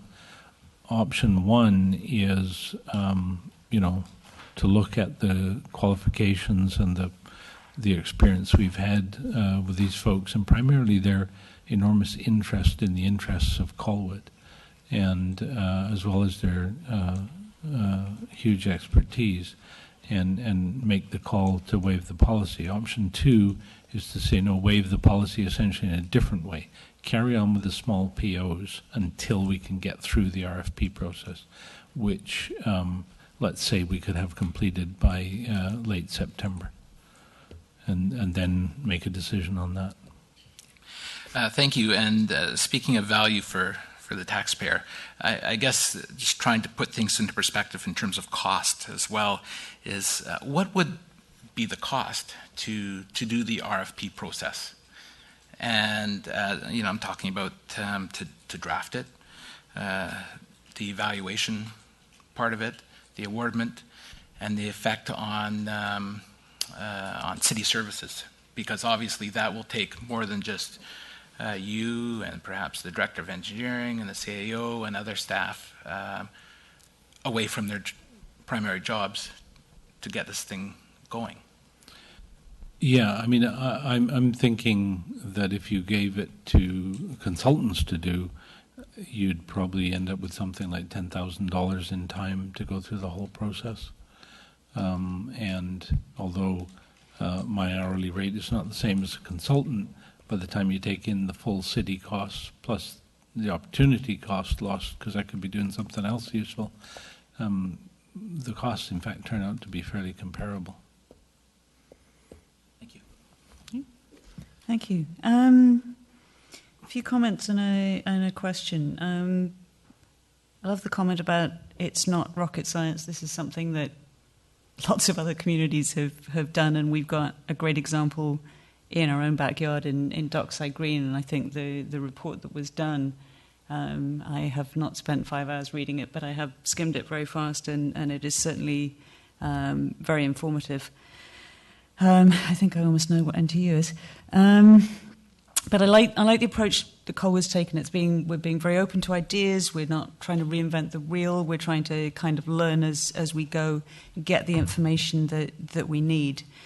And I think it's worth noting in terms of funds that, the CRD project has spent, $65 million to date, and we haven't got a whole lot to show for it at this moment in time. We're looking at spending to get to a similar place, something more like $1 million, and this is a part of that. I will say for everybody out there in the audience that the Mayor is absolutely kind of keeping her eye on those federal and provincial grants and kind of looking at how these things are evolving and whether it's appropriate to be looking for our share of that. I think it is a big deal to let this kind of contract sole source. I don't think it's something that we should take lightly. It is it's a very unusual route to go. And I think, generally speaking, we want to be doing stuff as much as possible through this kind of very competitive process. Having said that, I feel like this is a really important piece of groundwork. It's the piece that starts to answer the question of is this a realistic option for us? So sort of that ability to move through the groundwater studies, as for example, starts to answer those questions in terms of is groundwater disposal actually an option for us, or is it, it sounds like a good idea, but actually we're just not going to get ministry approval to do it, therefore maybe we need to build an outfall and maybe the cost change and maybe then the whole thing isn't the right value for this city. So this is an important piece of doing our homework, knowing what we want to do, and that Aquatex team are helping us to kind of get on and make sure we're doing the right kinds of groundwater studies. They're helping us to suss out and find those grants, helping us to kind of set the frame, make sure we're asking the right questions for the environmental impact studies, making sure that we're meeting the municipal wastewater regulations, and they're not inconsequential. So I think it's a really important process. It serves us well whether we're Colwood going on our own, whether we're Colwood working in partnership with Langford, or whatever the configuration happens to be. It's absolutely moving us forward. This is not a stage of kind of, well, we know exactly what technology we want, and this is not the kind of the design build piece. This is kind of the prep work that goes into it. And I think we have to do it with folks who really are innovative, open to that kind of wide range of possibilities. And this is certainly a very well qualified team. Question for Michael. You're talking about this contract taking us up to the pre-registration meeting. Explain to us what a pre-registration meeting is. You hold a pre-registration meeting with the ministry when basically you think you've got your ducks in a row and you're presenting that to the ministry and saying, does this look like we know what we're doing here? And they say, yeah, on the basis of what you've done so far, we think this could be approvable, but you need to do more. And that gives you the confidence to carry on doing more. Up until that point, you can't actually get them to say anything positive about what you're doing, because they're not going to tell you how to do it, and it's part of their rules that they will not. But once you've actually presented them with a plan, albeit before you've put too much money into it, you can hold your pre-registration meeting, and that's when you get the nod and, okay, yeah, this looks right, do the rest of your work. Okay. So if the thinking on the recommendation is to work with this group up to pre-registration meetings, should we have that language in the recommendation? We said yes, sort of it how was much actually in the original at one time, and somehow it got lost in translation. Okay. So Sorry can you about that. maybe think about how we should be weaving that in? Because I think if we are looking at it, we should probably have that as part of the recommendation. Other comments? Anybody interested in making a recommendation? I'll move the recommendation. Okay. Thank you, Councillor Logan. Possibly with that addition of the word up to pre-registration in there? Yes. Yes. Okay. And I will leave you to make sure that's in there. Any other discussion? Seeing none, call the question. All those in favour? That was carried unanimously. Thank you. Thank you all. I'm going to call a 5-minute recess because there are some...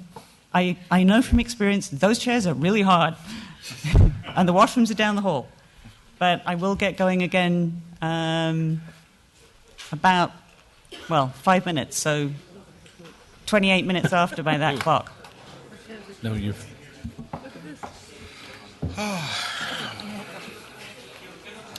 That was a good discussion. I was convinced after we were recording that Aquatex was the way to go. Yeah. So much of the work is done. Well, yeah, here's one thing. Even if you put it out to RFP, first of all, Aquatex would then have to spend the staff money to put together a proposal. Your Worship. I admired your debate and consideration. Thank you. Well done. It was an honor to have you in our chambers, Your Worship. Pleasure, actually. So now I'm going to talk about Crest tomorrow, so let me hear what... Are you? Excellent. Take care. Thanks. Yeah, they have to put staff time into preparing a proposal that's Yeah. going to be good enough for Colwood to think we want to continue working with them. Well, guess what? When companies are doing that, they usually triple their costs for preparing the proposals because they're banking on the fact that they'll get 1 out of 3. Yeah. And if they don't get it, they have to compensate for that staff time somewhere on other proposals that they're getting. Because if there's 3 companies that are bidding, all 3 of them are putting staff time into trying to get that proposal. Yeah. And Then you have to consider, if you go with another company, how much time are they banking on that they're going to have to take just to get them up to speed to where Aquatex already has the knowledge and the working background with what they've done so far here. And by the sounds of it, there's not many firms that could do it that aren't already in the working with the CRD and not already working. Council was just, nervous about the perception. Yep. And making sure it's transparent. And this never came to, committee, so it's I know. Satisfy that. I know all about that. You know about that. Yeah, Squimold has all sorts of limits as well. Yeah. I know what I can spend on my credit card and what I have to do by purchase order and what I have to go for council for, so. Yeah.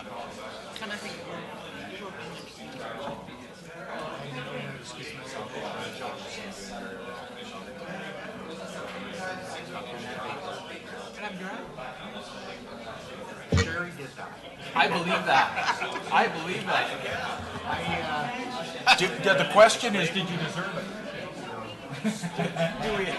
Do any of us? Before I got back from my drive, just on the driveway, I was just over the gas and I was about to clean it up, and I went right over face first. After the ride.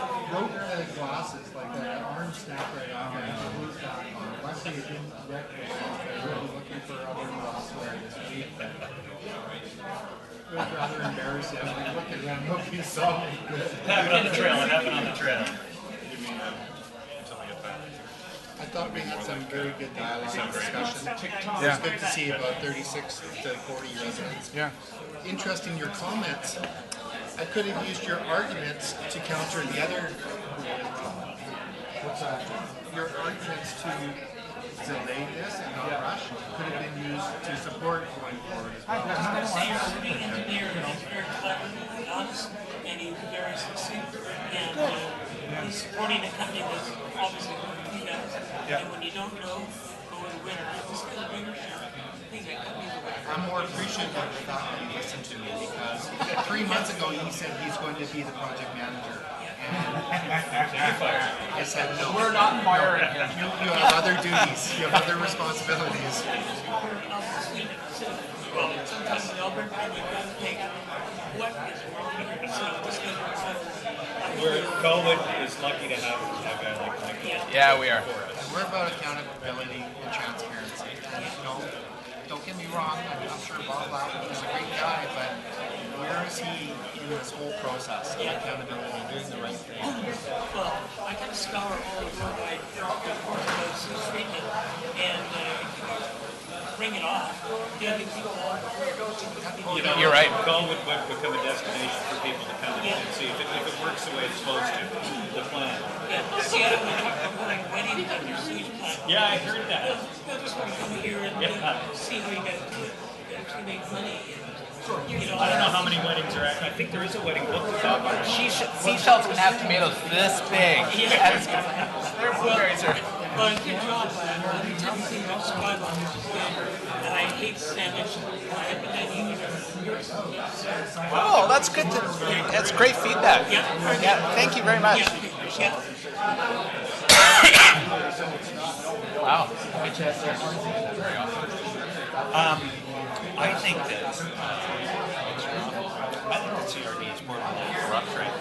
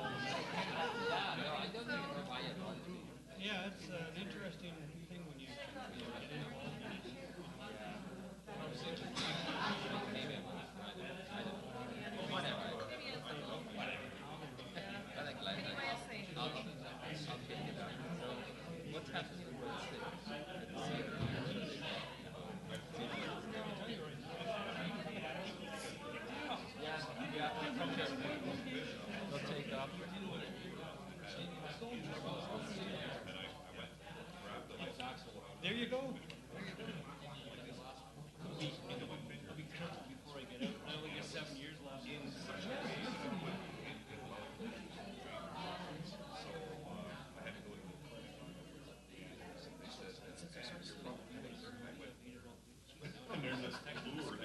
There you go.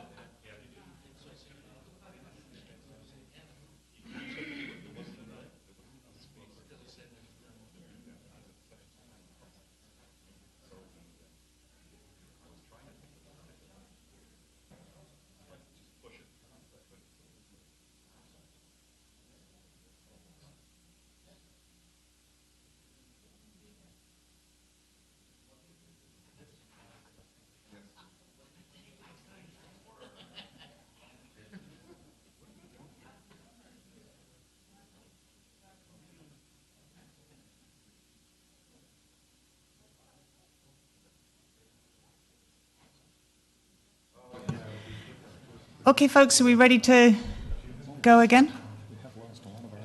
Yes. We are now a smaller group, so if any of you would like to come forward, that's great. If you like hiding in the back, I'm good with that too. Okay, we've gone from sewage treatment to sewers and cycle lanes. So, Emmett, Deputy to the City Engineer, take it away. Thank you, Chair. This is working? Okay, This great. is working. Okay, so this is a report about the Kelly Road project, options for design of the project. And the purpose of the report is to provide the committee with the options to make recommendations to council to guide the design and construction of this project. So the overview on this states that there is $710,000 approved in the capital budget for this project from fuel tax, not from taxation. Staff have applied for and received $75,000 grant from the CRD for the innovation part of this project. Actually, it's all fairly innovative, but nonetheless. So the total budget as stands right now is $785,000. And so I have a number, most of the report is, the report itself is here, and I also have the sketches and the drawings available here as well. So I'll just go from that and just go right off the screen here. So the background about this is that earlier last year and this year, the city undertook, actually in a couple of years ago, the city undertook a sewer master plan, which was mapped out the requirements and the routing for the sewerage for the entire city as it's to be built out. What we've also done is we've done an economic development plan, which is in the process right now. It's a draft plan at this point. And our transportation master plan, as we talked earlier, is nearing completion. And so we've considered the sewer master plan, the economic development plan, and the transportation master plan in this project. And the sewer master plan recommends the installation of two separate sewer lines along Kelly Road. The first of these connects, and I think I'm just going to switch up at this point to a drawing, which I think will make it a whole lot more clear, and will probably illustrate some of the issues that we're facing here. Just move this over so you can see one of the really interesting things about this sewer master plan. All of the red item that you see are sewer lines that are yet to be constructed, and the blue is sewer that is constructed. And there's the Sewage Road main that goes just about up to the church, a little past the shopping center, and this year is planned to go along and down Machosen Road some distance. What we're talking about here for this project is the section of Kelly Road, and again, I'm just going to need to bring that a little closer so you can see it all in there. There it is. So the extension of sewer down Kelly Road could conceivably go from Sewage Road all the way to the border with Langford. And the way the sewer master plan has it laid out, there's two separate sewer lines that go in. This line, from this point east, drains into Sewage Road, and from this point west, drains all the way down to the Galloping Goose Trail, where we would have that little P there indicates a pump station, and the dashed line indicates a force main, where this sewer would be pumped through and all the way over to David Cameron School, would be a combination of pump system and gravity system all the way through to David Cameron School. And that would be to build out the sewer master plan. So since we're recommending that we build Kelly Road to this point, which you'll see later in the report, because we feel that that's how far the money will go in this case, what we're proposing is that we lay the sewer pipe exactly as it is stated in this plan, because that way it will be useful as the plan builds out. But what we would do is the recommendation is that we lay the sewer pipe in, and at the same time we lay in a force main back up the same trench so that the sewer itself can be pumped back up and into this gravity system, and the remaining sewer lines that we're putting in are still going to be completely functional in the future, because we don't like to throw money away. So that's I'm getting a little ahead of myself there, but I wanted to at least give people a visual representation of that. There are a number of development potential. I believe some of these properties in this area are talking about development, and I think that they would benefit from the sewerage. I'll just switch back to the report now, and we'll go back and forth to the drawings as we go. So that's the sewer portion for the moment. Now, sort of Colwood has taken the Canadian version of complete streets a little bit farther than that organization talks about. They talk about complete streets being mostly transportation infrastructure, where they talk about making sure it's designed and operated and to enable safe access for pedestrians, cyclists, motors, transit riders. And what we're saying that what we want to do is have our complete streets also consider the sewering, consider things like, as Michael was talking about, the heat, the pipes for utilities such as heat and cool, energy utility, I should say. And also just look at the economic development underground infrastructure along with the transportation. So what we've done in the Kelly Road project is we've designed, based on the Transportation Master Plan, which has been seen here in public meetings, although it's not yet approved. We've designed it with buffered bike lanes. And now I'll just switch to that, show what that means. So I will just go through this. Okay. A little hard to see on this, unfortunately, but you can see that there's kind of a dashed line or a chevron line here. Let's see if I can zoom that in a bit. Yeah. Hopefully it'll keep some clarity as it goes.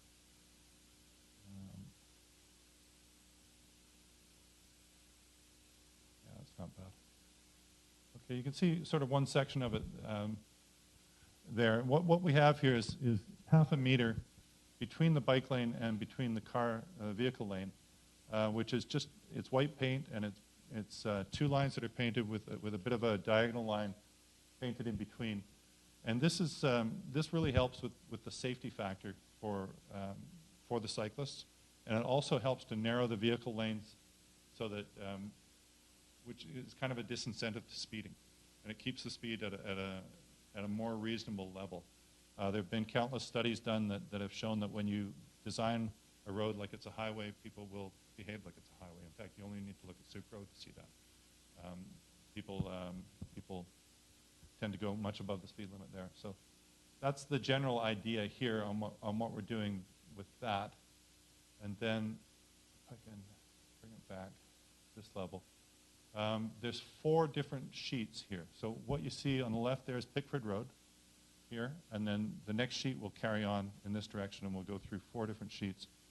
And we'll talk about the islands there. I'd like to point out that the islands that are in the middle are for traffic calming, but they also do not get in the way of any of these driveways. So people in these driveways can still make all of the movements they need to make around them. So we found spaces to put those. This, again, this is a bus stop. This is an indicator of a bus stop here. And we come down to Metchosin and 80 at this point. And there's the park. Bus stop there at the park as well remains. The parking gets lost. We have to take the parking off. In fact, we have to take off-street parking off pretty much this entire project to make it work, which is an issue for some people. Here you see a view of the Kelly Road, or of the 80 road, the idea of what that closure could look like if council chooses to go that way. And the idea that Metchosin and 80 would be a bikeway that would continue all the way through from the intersection of Sewage Road and Metchosin Road right through to the Galloping Goose Trail, because there's quite a nice easement at the Galloping Goose Trail that our staff before I was here were smart enough to pull that off and get that piece of property. I think I just jumped through 2. Did a nice job of getting that one. Okay, so there's that, which is the next. That's the third. And again, you see over here that this island here is not getting in the way of people making their movements in and out of their driveways. And the last one is this one, and there's kind of an interesting thing here, and this interesting bus stop here, and this is one of the reasons why we got that innovation grant. And what you'll see there is in the green, there's a fair amount of green in this, okay, but there's the landscaping green, and then there's the green bike lane here. And what happens is the bike lane actually goes around behind the bus stop and still stays on this side of the sidewalk. But there's a little landing pad here for the bus and transit users, and a little bit of public space in here. It just kind of adds a little more of kind of a beautification, certainly increases the transportation safety above and beyond. And this kind of leads towards our economic development, which is what Council's been wanting to have, and what our economic development plan is putting forward, is that this kind of project leads to redevelopment, leads to investment in the community. And this kind of thing right here is really makes that kind of a statement that developers notice and that people just enjoy being in. And so an example I could give is in the View Royal project that was built on the hill, on the 4 Mile Hill there. There's a nice redevelopment there that's happening where I think there were 4 or 5 lots bought up, and there's 24 condos that are going in there, townhouse type condos. And the nice thing about that is it really contributes to the on-street presence, the people there. It contributes to transit because you get a little bit higher density on the main streets, and you get better transit usage. And you get better transit usage, and transit comes along and gives you better transit service, and it just starts to get better and better from there. So that's kind of the idea there. And now I'll switch back to the report. We'll just keep going back and forth. You can see Michael and I have very different styles. He's far more organized than I am. So let's see. So that's what I haven't mentioned also is that some of the landscaping features would double as rainwater management, which basically they're called rain gardens or bioswales, and they treat the road water that runs off and the vegetation in the soils, make sure that as the water goes through it, it's purified as it goes in. Now, I know we have a lot of septic fields, so why are we worried about purifying water? But there's something, I mean, the septic fields and the sewage is actually not as much of contamination as you get the zinc and the brake linings that wear away and the oil and that sort of thing that comes off the road surface. So it's a very good reason to treat it.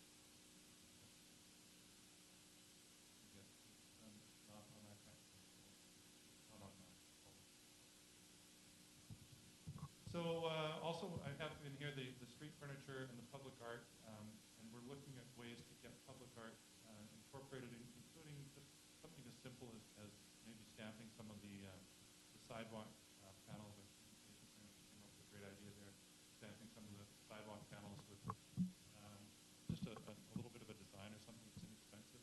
It's a nice way to do it. It creates interest, and people walk down it once, they see it, they want to see it again, and it encourages people to walk to the store and that sort of thing. So the Machosen Greenway, again, so this greenway is one of the recommendations of the draft transportation, because it is actually one of the best situated cycling connectors in the city because of its connection to Souk and Machosen and connection to Galton. Some of the key features there are the traffic calming features, which would be kind of, it could be speed humps, but also it could just be road narrowings and things of that nature. Then signage and road markings along the greenway, and then and really the controversial part about this whole thing is the closure of 80 Road to regular vehicle traffic at Kelly Road, which would leave it open to cyclists, pedestrians, and emergency vehicles. So if we are to go that route, or if council decides to go that route, and I should just step back a moment. So one of the things I want to say right at the beginning is that we will have a public meeting about this. When we have public meetings in the city of Colwood, it's not a rubber stamp. We're not looking for rubber stamps. We're looking to hear what people have to say.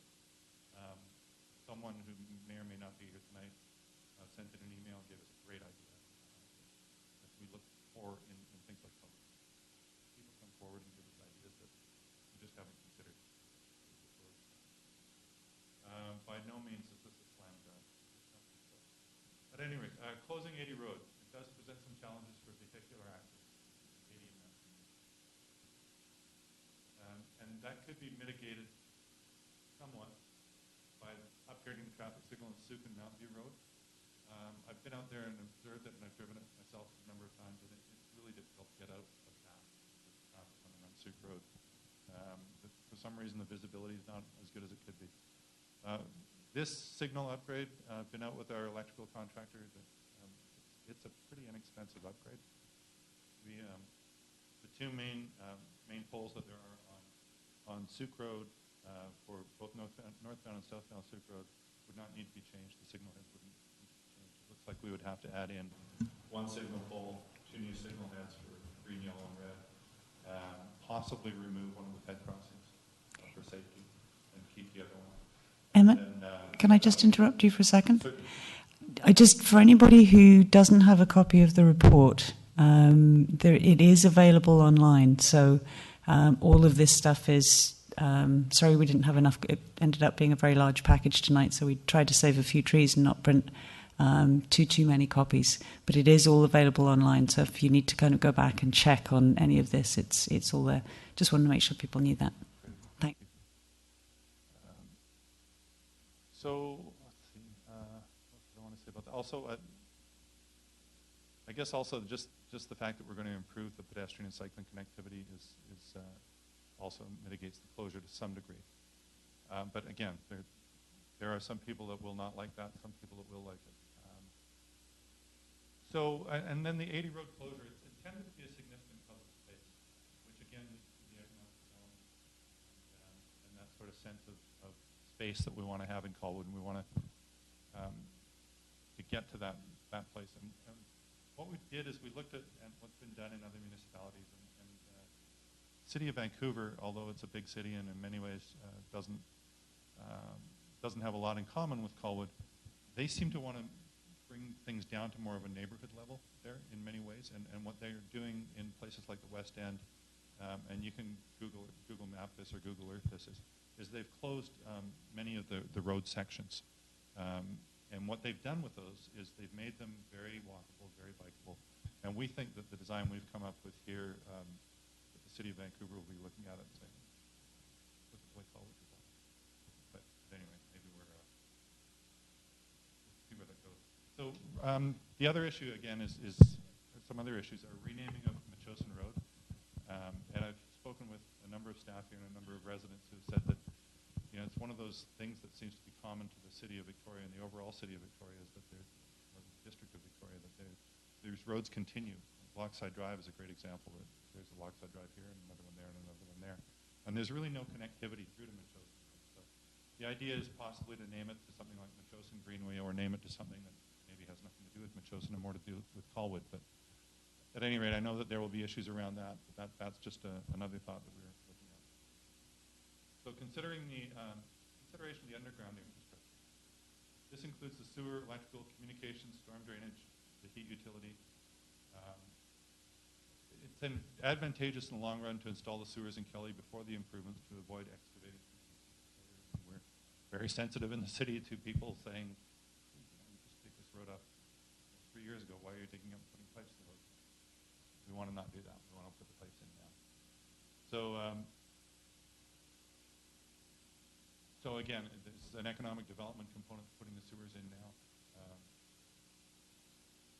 But the cost of actually doing the entire sewer master plan, the way it's specified in the sewer master plan, or constructing the sewer, would be prohibitively expensive. Like at a ballpark, to build that entire receiving system that goes down the Galaxy Trail and through to David Cameron School would likely be in the neighborhood of $2.5 to $6 million.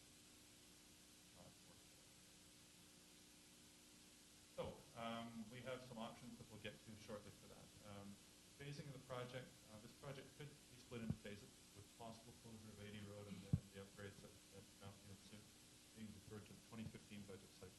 It's certainly one option, which would have the added benefit of accessing a portion of the gas tax funding for that year. Again, we've got to be careful with the gas tax. I think we're around $700,000 a year that we'll be getting, but we have the additional interest of the sewer treatment plant, so we need to be careful how we apportion that. So, and I guess the important thing that I really wanted to stress is this decision, and a lot of these decisions may be best deferred until the detailed design is 50%, which is a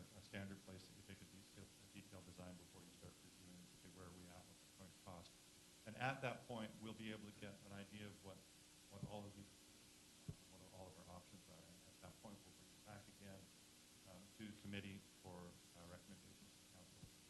Between this point and that point, get the public engagement. As many of you know, a flyer was sent to the neighborhood about the potential with closure of 80 Road and also just the overall project. I say on or about July 17th for a meeting. I think we still need to determine when that's going to be. But we will put the notification out for that. We just haven't set the date for it quite yet. And at that point, what we want to do is we want to have, again, we'll have this report probably done in a little more detail, have some more storyboards as you see here for the sewer master plan, and invite the entire neighborhood in to let us know what they think about all of these things, what they like, what they don't like. Give us some good ideas. So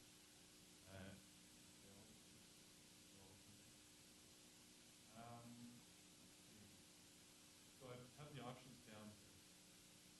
I'll go through them.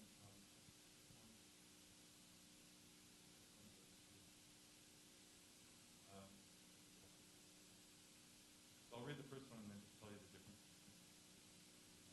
So these are the detailed sewer design for the entire Kelly Road sewer conveyance system, which means going right down to now. As for the sewer master plan, with the addition of a force main in the same temporary lift station from the west end back to the east section, draining into the sewer main system.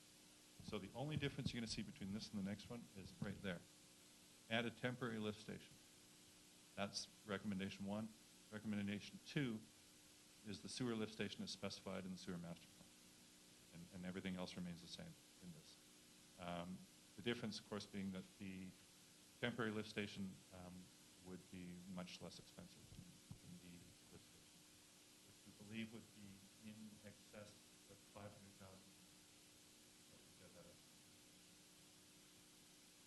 The third option with the sewer is to proceed with the detailed sewer design for Kelly Road just to the extent of the transportation at this point, and then put a temporary lift station at that point to pump back into the Sewage main, or proceed with the detailed sewer design for the system as per the sewer master plan with the intent that the sewer mains in Kelly Road will be left capped until they're required. Not really going to do anything for our economic development, but there it is. It's an option. And S5, as Michael said earlier, we always have to put in an option that says we just won't do anything towards that. So we not design or build any of the sewer infrastructure. So that's the sewer option.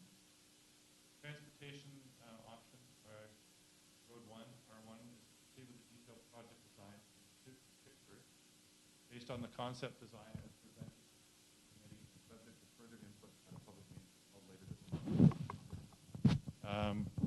R2 is to proceed with the detailed project design of Kelly Road from Sewage to the Langford border based on the concept design. So there's the difference.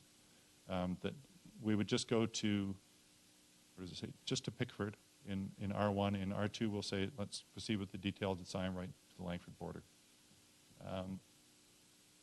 R3 is to proceed with the design of the greenway along Machosin and 80 Road from Sewage Road to the Galloping Goose without the closure of 80 Road at Kelly Road, as presented to the committee and subject to further input. And R4 is to, again, proceed with the design with the closure of 80 Road and the upgrade of the traffic signal at Mount View and Sewage. So the financial implications of this are interesting because, well, I guess I did put in the CRD grant in that part of the report. I forgot about that. So we have this amount of money, $785,000. And that funding amount was used as the target for the transportation and landscaping, but not for the sewer installation, as it was assumed this must come from another source. So further funding, if required, or the transportation, and if we require more for transportation and or the sewer, it may be available through a portion of the gas tax of $696,000 that was announced for this year, this spring, and is currently unallocated. Although I'll stress again that Michael's talking about needing some of that for sewer as well. So proceeding with the detailed design will yield a reasonably accurate estimate of the project costs, but proceeding with too much design work will spend money that could be better spent on the project itself. And so for that reason, we recommend the recommendations below that you'll see. So the extent of the detailed design is based on our best forecast of the project costs. And once we're through to the 50% design, we'll have a better idea and we'll bring it back to committee. So let's see.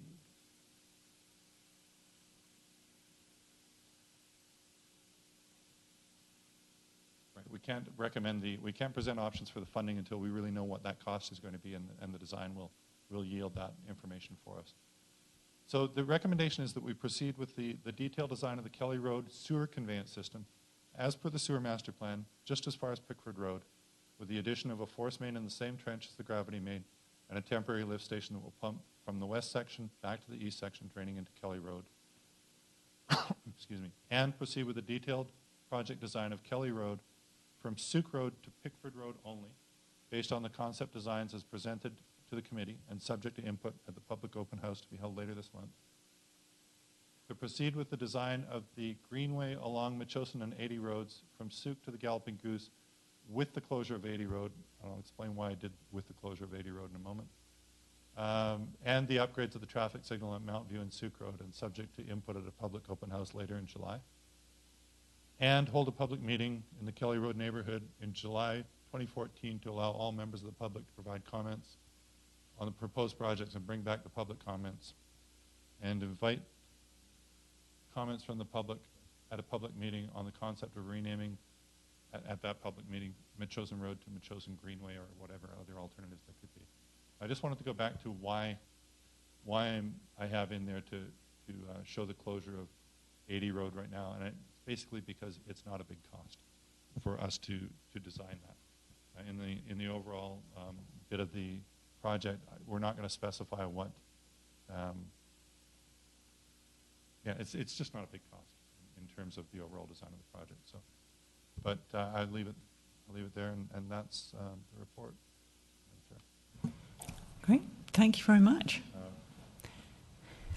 just going to be here so I can answer questions that may have. Okay. Can we maybe put up some of the lights? Thanks, Michael. And you may need to share the microphone with folks who want to come up. So,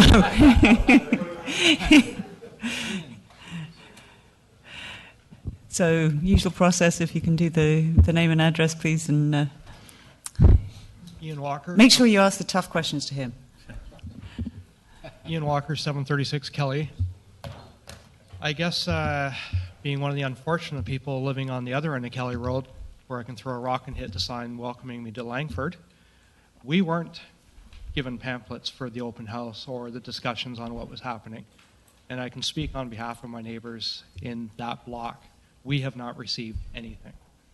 So saying you've, kind of petitioned or talked to people in the area or letting people know, sorry, not happening, hasn't happened. I know about this from talking to you when I pay my property taxes, which I've done for about 25 years. And this was the first year I didn't get laughed at when I asked my annual question, when are we getting our sewer?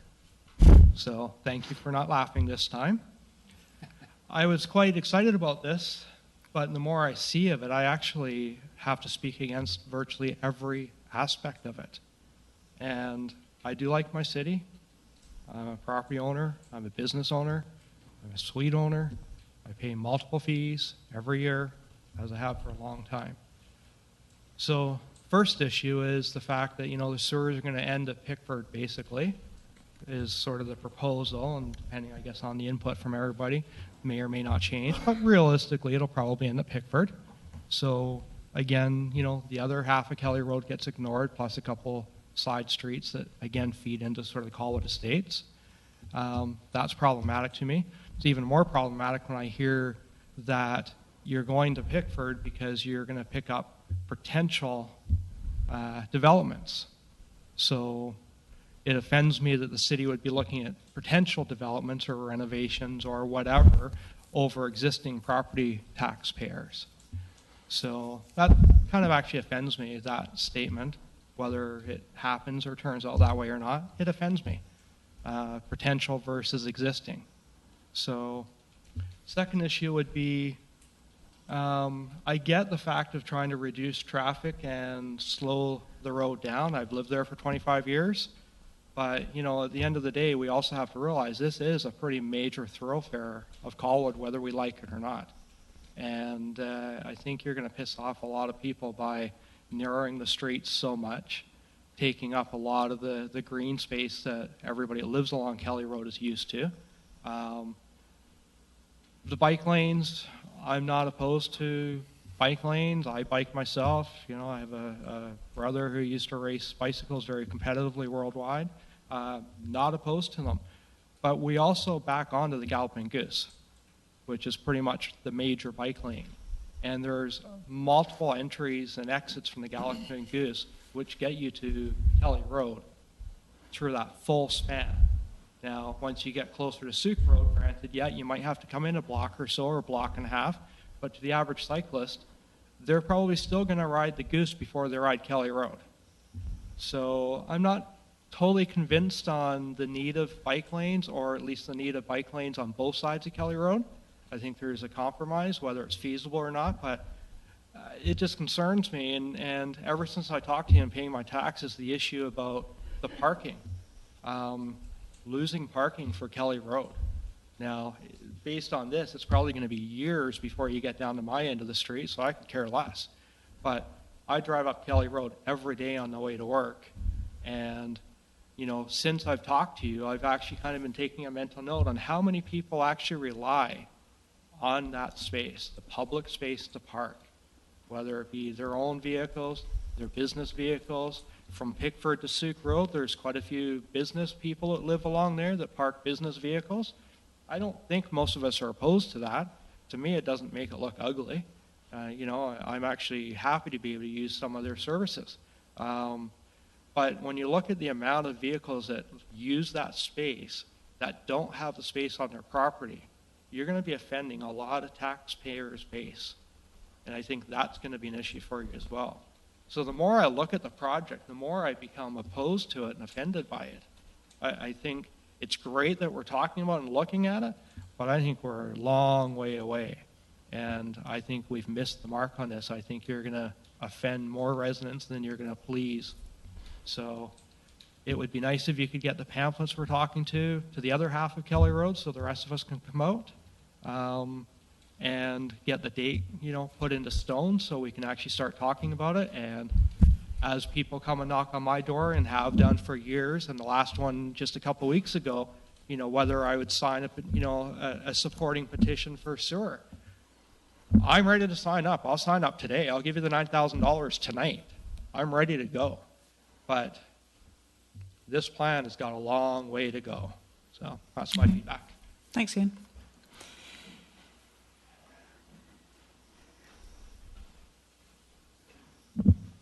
Dwayne McNeil, 487 Sumar Place. So I got a couple of questions.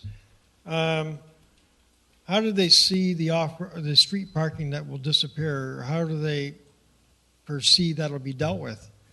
And with the desire for potential redevelopment, wouldn't that put pressure on parking to be even greater? Especially if it's a business, they would have to commit more of their land to parking spots. One question is the buses, when they stop to pick up people, will they be out of the way of traffic? Is it a dedicated pullover for the bus? I'm sure I can answer that. BC Transit would prefer to not have that. We're still on the fence about that. The transit usage that's there right now is very light. We have the numbers of people who get on the bus and get off the bus. It's very light. We would like to see that increase. It's expensive to pull them out and build it that way. We thought that we would do that in a couple of locations and not do it in others. Again, this is a very fluid. This is the latest version, and I apologize to the committee members. It's different from what you have.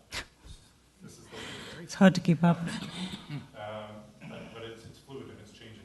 So to answer your question about that, the jury's still out of it. That's part of what we're Okay, so you're going to spend a lot of... Just if I could answer your question. As far as the parking goes, we're not going to make any provision for people. The idea is not that we're going to make provision for people to do on-street parking. Just about everywhere else in the municipality where we're going to do a project like this, we're doing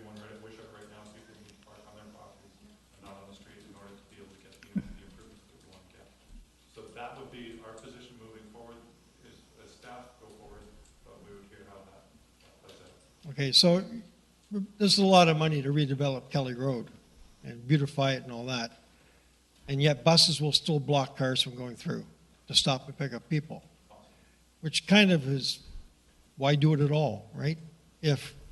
Because that will, once it's all paved and brand new, it will increase the flow of traffic, will it not? People will see that as more of a secondary way through Colwood than going either down Goldstream or all the way around to Veterans Memorial. It'll certainly attract anybody with a motorcycle because it's brand new blacktop, right? But the whole thing is, will it attract more cars down that way? I think, in hearing what you say, yeah, I think it probably will attract a few more cars down that way. I think what it'll do is it will actually slow the speed. Like the tendency will be for the speed to be slower. There may be more cars. It may be busier, but the traffic will be slower. Then how are we going to deal with the park that empties out into Kelly Road? Will that be shut down so the kids can't inadvertently run out there? I mean, you can be slower, but with a lot more cars, you can still be hurt, right? So has that been taken into consideration as well? I'm not sure what you mean by which part? Well, right, the park on Kelly At Road. Home Williams. Herms Williams, yeah. Yeah. Right now, you can come out of the park right onto Kelly Road. So has that been decided to shut that access down so that people would have to actually go around to the side? The walking access you're talking about? Yeah. Would come right to this intersection here. Because there is down by just farther down, there's an access as well. It actually doesn't come right to the corner. It comes out at the corner. That access would come out of the sidewalk, and again, there'd be the bike lane would be next to that, and there'd be a buffer from the traffic. So there'd be a fair ways to go to get to the road from that. Maybe I should hold that. That's kind of an artist's conception of what it could look like with 80 closed. But if you take the 80 closure out of it, ignore the 80 closure for the time being, and pretend that that's still a road there, then what we would have is we'd have this buffered bike lane here. We'd have the sidewalk at this point, people coming out of the park there. So you'd have to, before you step off the sidewalk, you'll step off the sidewalk into a bike lane, and then you have a half a meter buffer here before you're even into the vehicle traffic. And the idea is that we put the flashing signals on all four corners of this. So that's the draft design of how that would look, whether or not you close it. Well, I think if you're anticipating higher bus usage, and which means longer stops for the buses, and is going to simply hold cars up even more, you're defeating the purpose of, and I really do think once it's done, people will see that as a primary, secondary route through Colwood. It is with any development, once you put down a new road. So I think the bus stops should actually get out of the road. Yeah. Thank you.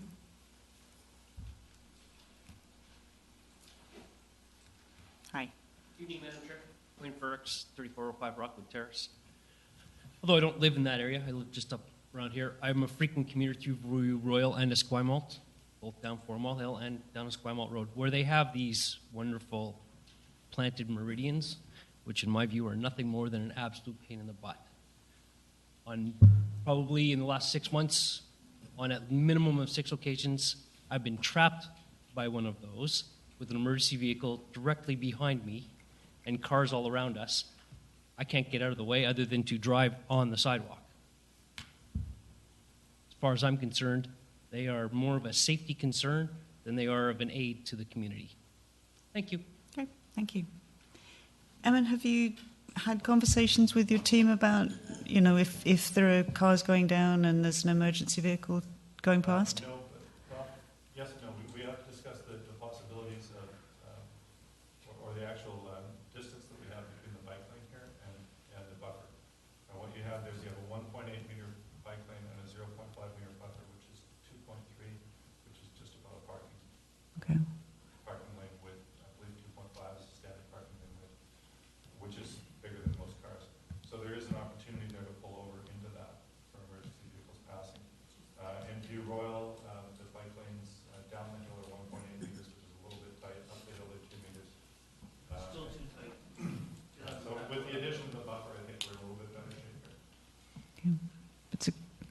Good point to raise. Thank you. Ian.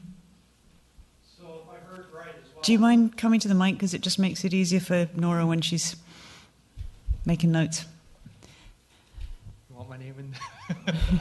Thanks, Nora. If I heard right, you're also removing the parking that's at the park now, right? That's right.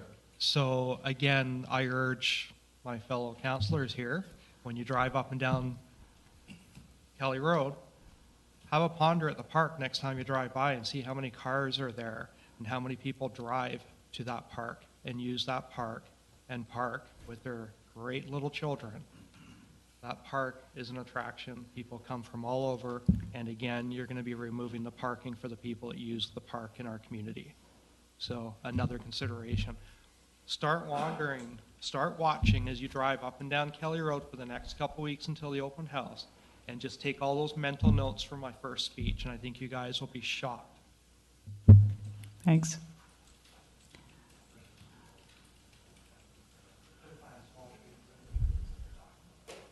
Hi. Tim Wicks, 662 Kelly Road. I'm all for the beautification of Kelly Road, but I have a business on Kelly Road, and I use the on-street parking. If I don't have room to park enough vehicles on my property, sort of thing. So that would create a major problem for me, okay?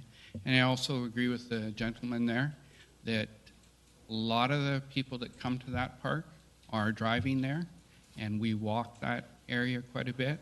And again, you always see vehicles parked there, people using the park.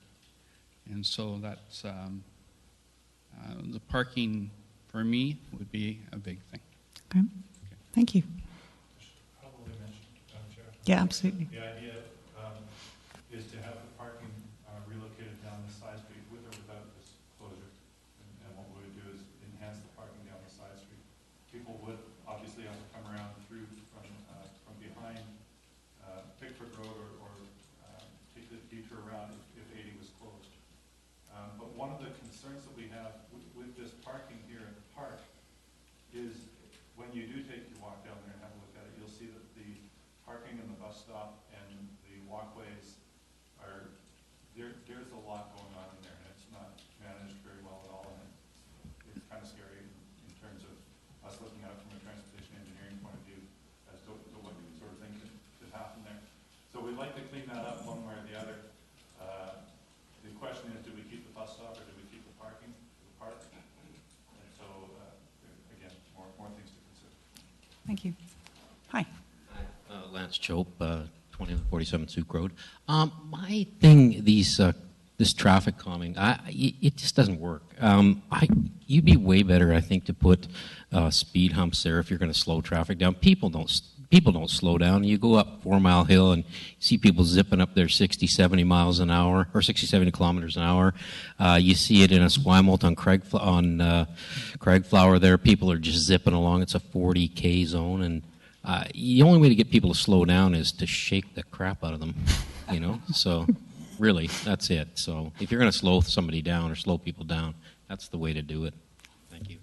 Thank you.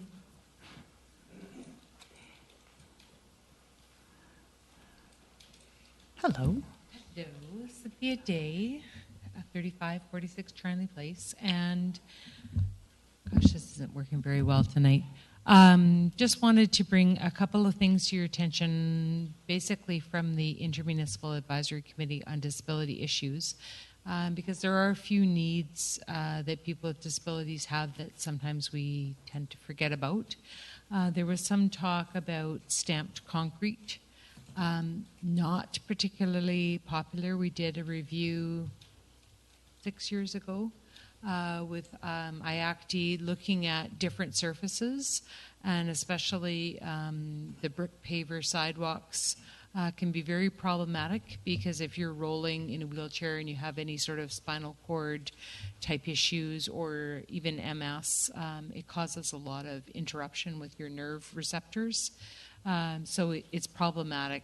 I know it looks pretty. It does look pretty. There's nothing untrue about that. But if you are going to use stamped concrete, if you can use it on perimeters or accent pieces.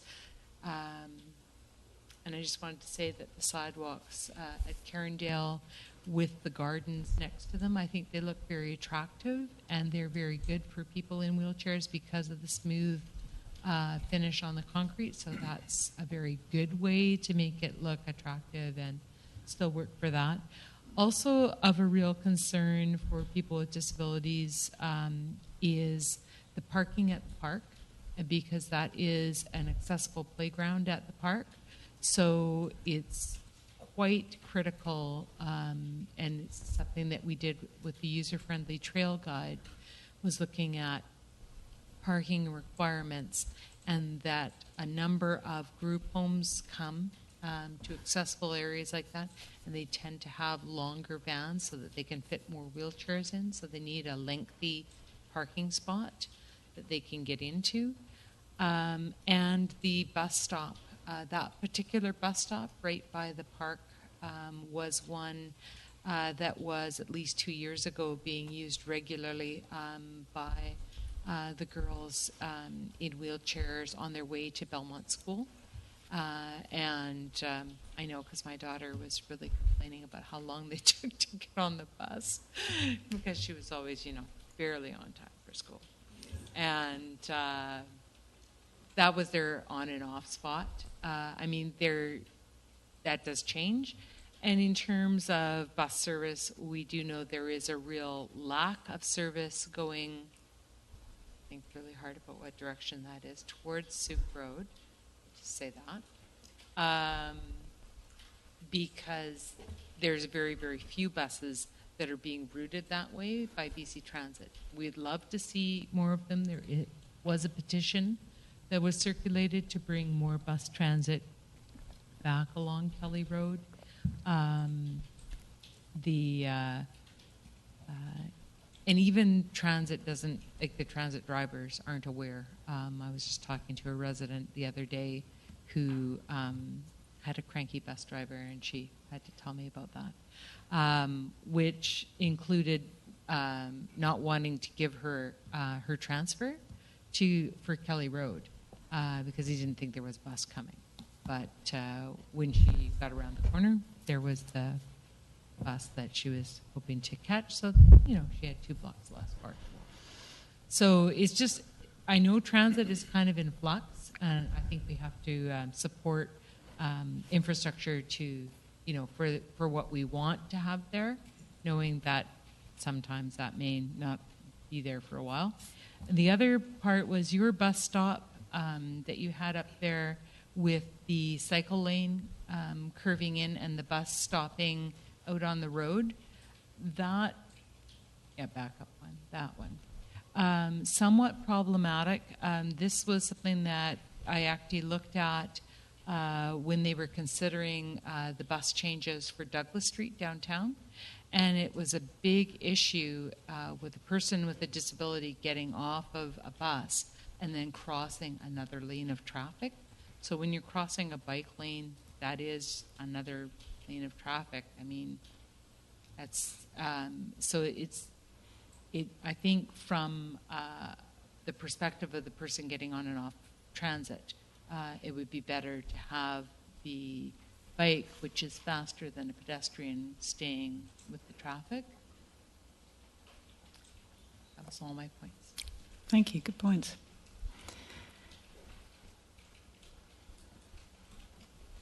Don't be shy. Come on up.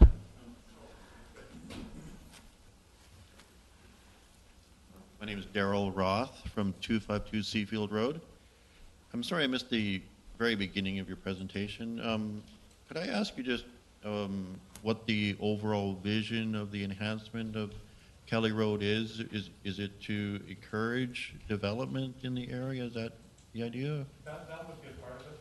Through the chair, that would be a part of it. It's to encourage safe transportation, to encourage walking and cycling and transit usage. Also,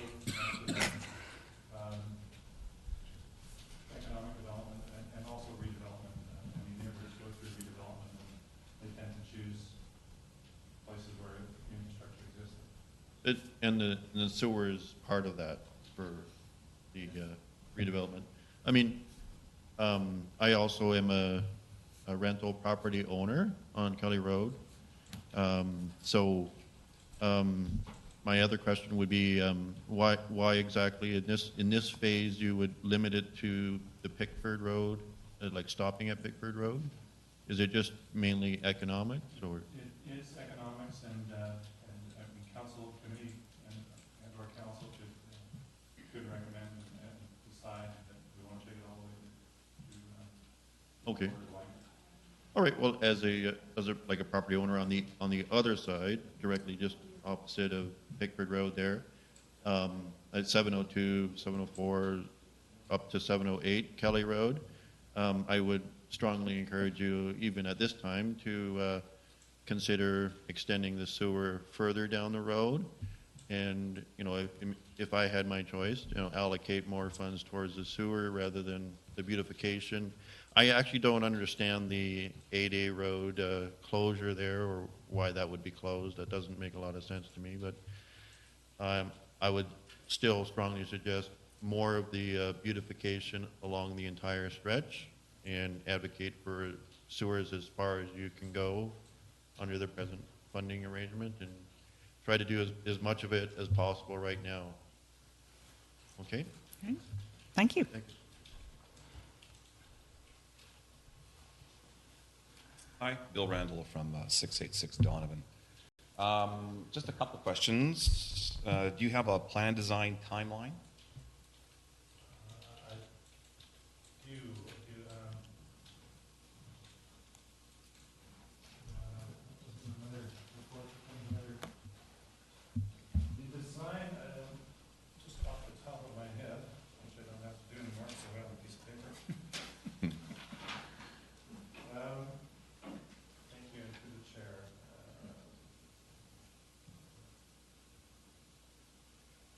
Detailed design would be occurring probably starting late August and through to late September, October. And is this for the 50% mark? Okay, August. Is the city looking for options on sewer contributions? Like, are they looking for options from themselves as well, besides external sources? I think that's going to be one of the questions I'm going to end up asking, as well as in terms of, you know, can we, perhaps not necessarily tonight, but maybe at a future meeting, get some ideas of some of the different ways that we might look at paying for the sewers. Yeah, good idea. Yeah. Good idea. The design, I think, development on the Kelly Road there is a good idea. I think the OCP is something that we need to address, and it is calling for higher density, and with that, we're going to have to look at the infrastructure building, and that kind of a design, I think, is good. I don't think we should be looking at Kelly Road as a main thoroughfare, because what the OCP is asking for is density, and I think with that, you're going to get a lot more pedestrian traffic. With Souk and Kelly Road as well, I think that's a focal point for Colwood to develop into commercial area as well. So you're really going to start attracting a lot of people. And to make Kelly Road busier wouldn't be a good thing. Now, the park does have a 30K zone in it. And when you drive from Souk Road to the beginning of that 30K, it's not very far. So people are accelerating up, and then pretty much they have to start decelerating. And then it's the same thing on the other side, heading west towards Pickford. You end your 30K zone, and then you have to pick up speed and pretty much drop it immediately to get to the Pickford stop sign. So my thought would be, why don't you just make the whole road 30K, right? That would be a safer option, right? Now, I am an emergency worker, and I do have concerns about emergency traffic. I've been in the RCMP and the Provincial Ambulance Service, and I know that as far as working in traffic department, we have had a lot of issues with people speeding on that, especially through the park. They just don't see the signs. And I think getting rid of the two types of speed zones in there would make a great contribution to improving the safety of that road. As far as getting stuck behind other vehicles, it's going to happen on any road, right? You get it on Veterans Memorial because it's a boulevard, so we try to avoid roads like that. And with your allowance for bike lanes in that width and people to pull over, I think that will settle the issue of being trapped behind or in front of an emergency vehicle. Right? Yes. I just want to speak to one of your points there right now on discretion. The idea of going to 30K, should the council make that decision? One of the biggest problems we have with going to a 30K zone where we just put a sign up is that the road is designed for 60K or 5K, and the sign means nothing. The idea of designing this for making a 30K zone and designing it for 30K means we could probably have to keep going 40. At least, it's a great suggestion. Yeah. There was a mention about access to the park, and especially for people with special needs. I think there's probably room on 80. I think with the design that you had up there, there was a green space at the end of 80, and I think there was probably room for you guys to make it a better design for that kind of thing. I don't think that's going to be too much of an issue for you. Yes, it's going to be taking parking away from pulling directly off Kelly Road onto the park. I think you guys can make an allowance somewhere for some special needs parking. I don't see that being an issue, but yeah, I think that's great. I think it's a good design and a good idea. Thanks. Thank you.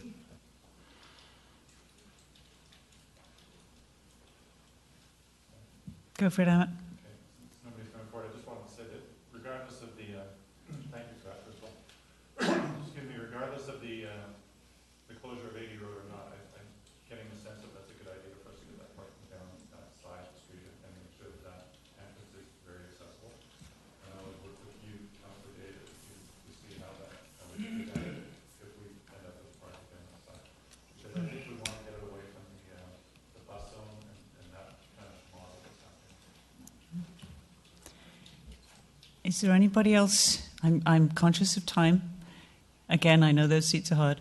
Is there anybody else who wants to go for it, Mr. Roth? Follow up there, and I just see that the traffic that comes from the mall into Colwood along Kelly, it's basically a gateway area, and I would call it a mini arterial street, and you might want to put some thought into just announcing to people that it's welcome to Colwood and have that kind of idea for the enhancement of Kelly Road, and that would support the idea of doing that all the way along Kelly Road, because when they cross the Veterans Memorial and come into Colwood, whether it's a sign or whether it's some sort of other feature or artwork, announcing that you're now in Colwood, I think that would be a good idea.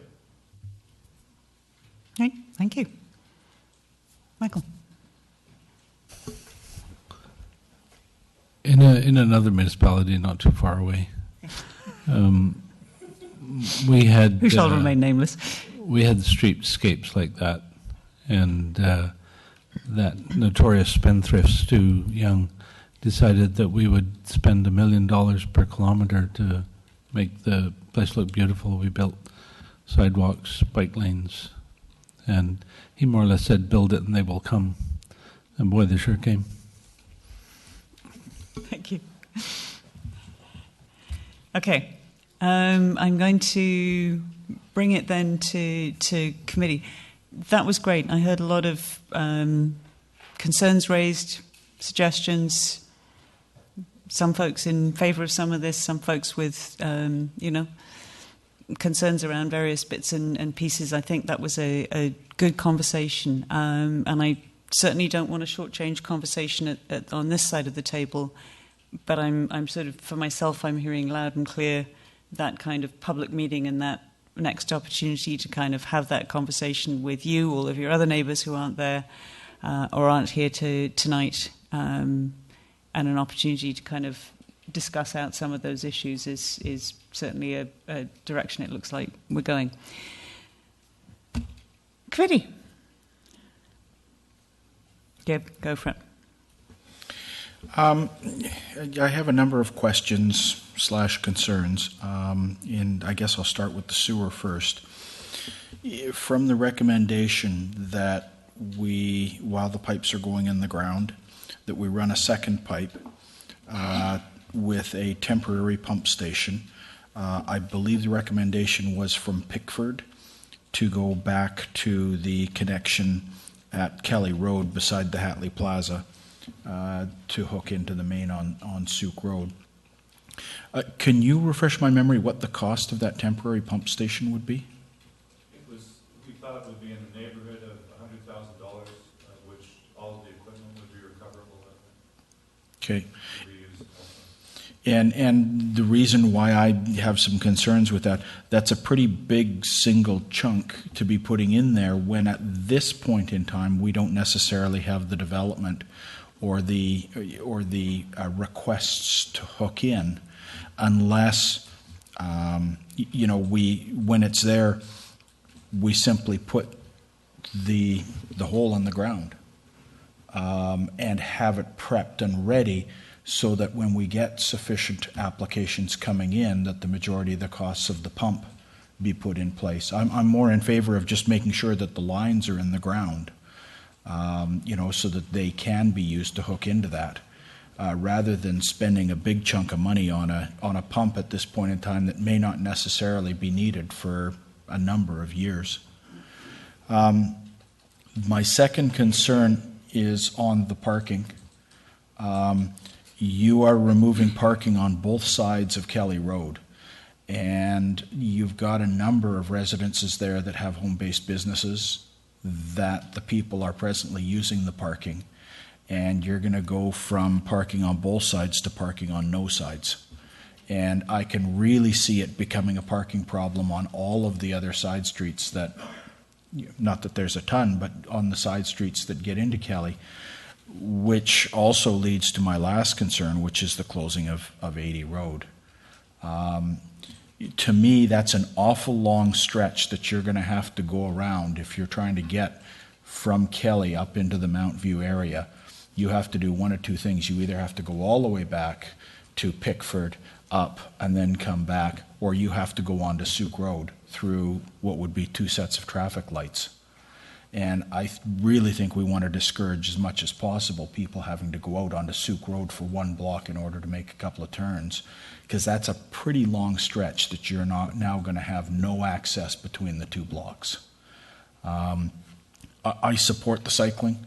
I truly do. I just think that the number of cyclists that are going to be using this, and with the 80 Road, the number of cyclists that would use Machosen Road 280 to get to the Galloping Goose, I don't know if there's been any traffic studies done showing how many people actually use that route in order to get to the Goose. Is it sufficient enough that we're willing to block the traffic for the residential access to the Mount View area to support that, when they can still use that if we just have some traffic calming, but that cars can still go through 80 Road? Those are my three main concerns on what I've seen from this. Thank you. Councillor Logan. Thank you, Madam Chair. First of all, I have to say that I really like the innovation of the idea, and I know there's not universal agreement on it, but at least it provided the opportunity to have that discussion, at least, and we started with a baseline. And certainly this plan that we see in front of us isn't the final by any stretch of the imagination. There's lots of changes and a lot of good suggestions that were brought up tonight. So, a couple of things that I would suggest. I am happy that parking for Herm Williams Park would move off of Kelly Road and onto 80, and I'll tell you why, because I've got 3 young kids. When they were younger, driving to that park was like herding bloody cats. And the parking is very close to Kelly, and it scared the crap out of me every time I had to herd my cats to get them into the park. So getting it off of Kelly Road, I think, is a plus. What I would suggest, if we're looking at sewers, and I would agree with Ian, if we're looking at doing the planning, it should go right down to the Langford border. It's a relatively short stretch, and what I would suggest too is canvassing the neighborhood to see, are you really truly interested in hooking into sewers, and try to get a sense of where the neighborhood is at, and perhaps that will form some of our opinion in terms of how fast we lay the sewer line down. Because I tend to agree. If we're doing work, we should lay the pipe, but we want to make sure that there's a suitable return on the investment as well. And like it or not, that stretch of Kelly Road is not going to get slower, or not going to get any less busy than it is now. In fact, it's probably going to get busier, especially when Belmont School's redeveloped. And I do get a number of phone calls regarding speed enforcement in front of the park. So I know traffic and speeds are already an issue in that neighborhood. And I'm a big proponent of beautification. Anywhere in Colwood, but especially in the main corridors that, someone said it, announce yourself, you're in Colwood, for heaven's sakes, and be proud. So we've started that along Island Highway, and I think this is another logical entrance in the Colwood. So, I think this is a good step, and going forward to the public meeting, and hopefully getting the word out further as well, will generate some more suggestions, and if you do have suggestions, other than just negative comments, but we want suggestions, then let us have them, and that will generate some meaningful changes. And I think that's already happened from the conversations we've had tonight. So thank you. Thank you, Mr. Green. Thank you, Madam Chair. I definitely echo the comments mentioned. It is a concern that the residents further down on Kelly Road didn't get the information, and what I am hearing is a need for more public input. And it's always nice to see these drawings that look so great, and it's always very exciting to see improvements and movement forward. In terms of economic development in that corridor, I do think it's key for the future of the city, and I can't see how we can do that without looking at the basics, and that to me is the sewer and dealing with the potential future growth. What are right now small single-family houses, I can see one day being multi-unit dwellings, perhaps businesses, things that we don't imagine, but that may not be for 20 or 30 years. And the work that we're doing now is the stuff that we'll need to have that infrastructure in place for that future development. So I do think that coming up with some creative ways of getting the sewer lines down there, it'll increase the property value and it'll make it easier for future development, I think. Parking, there's no question that's going to be an issue with businesses along there. I know that there's a large motorhome that's parked there all the time, and I always think that car in front of it's a police car, and so that does a lot for traffic calming. That guy we should pay that guy to park there. Oh, yeah. You know that? Yes. Yeah, right in front of the motorhome. The RCMP should plant themselves there. They'll trick everybody. And speed's definitely a problem. I get tailgated all the time going by Herm Williams Park, and the speed limit changes there is a problem, but most people do know there's a park there, and it is a concern with herding the cats out of there and vehicles backing out. That is a transportation nightmare that I agree that it's a good solution to get the parking away from there with the bus stop, and possibly closing off that far entrance to the park as well, because that's where they come out to the parking lot. But most importantly, I think, is the input that we need from the residents and the citizens, and getting them the information they need to know about the meeting coming up, and positive input is what we can look forward to, I hope. Emma. Thank you. Yeah, it was. Mike. Yeah, I do apologize for not having the information come out to the full neighborhood. We were we were scrambling at the last minute to get information out, which we hate to do, but my bad, not Sandra's bad, my bad. So I just wanted to talk about the boundaries of what we should where we should go with this. And I think what we should do is we should go from Aldine Road along Souk Road being one of the boundaries, from Aldine all the way down to VMP, turn the corner on VMP, go all the way up to the extent of Colwood, basically up to the golf course, up to the school, David Cameron School, and have that entire triangle be the notification area. That's basically everybody on Kelly Road and every tributary getting to it. And then we would have that information out there. So that's what I'm propose we do. What about the other side? The Donovan Road side? Yeah. Yeah. I'm sorry, which? The Donovan Road? Donovan, Kildoo, That would be included. That's included, that's what I included thought. in that entire. Okay. That's all. Okay. Thank you. Echoing a lot of the comments. I mean, I love where you're going with this. I love the innovation. I love the kind of trying to create bicycle routes going down there, finding ways to kind of deal better with the buses. Better parking location for the park. I like the fact that we're thinking about doing sewer at the same time. How can we kind of? And I think I heard you say somewhere putting electrical underground. Did I miss that? I'd love to. Yeah. I'd love to too. Can we make that happen? Okay. Yeah. Yeah. I thought that was a bit too good to be true, but I really did like that one. This is interesting because this is about really sort of transforming a neighbourhood, and so I think we need lots of engagement and sort of speaking for myself. It doesn't feel like we're ready to kind of make specific directions tonight in terms of option 1 versus option 2. I think we had a good conversation tonight. I think looking forward to what comes out of the meeting.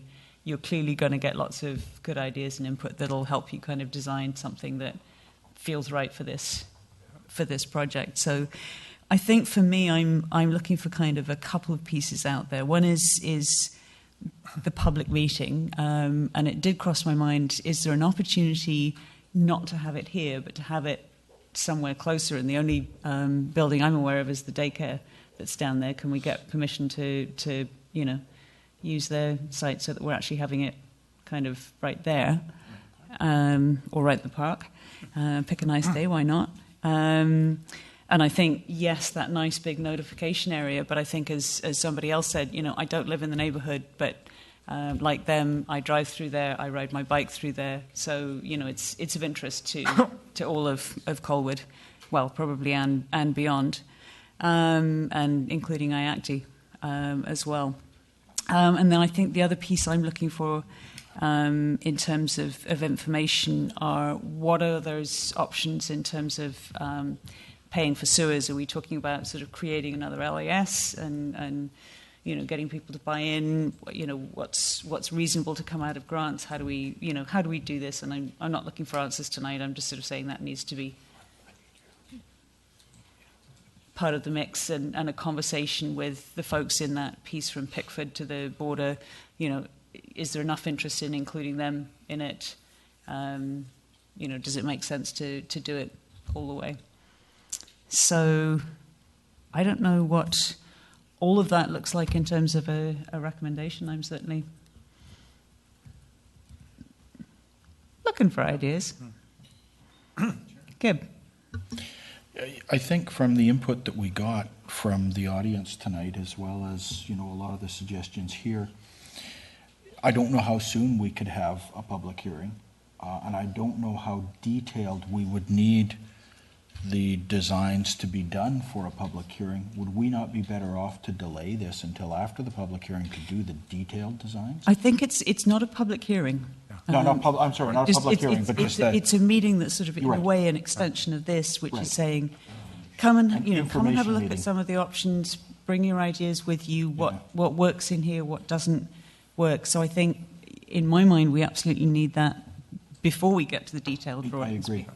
That's kind of my point. Rather than saying we want to proceed with these details, I think maybe we should focus on getting that public input first and then going to the detailed drawings. I just think there's too many options in the sewers, too many options in do we close 80, all of those, to start focusing on where we're going to spend the money on getting the details. What was number 4 in the recommendations? It says hold a public meeting in the Kelly Road neighborhood in July.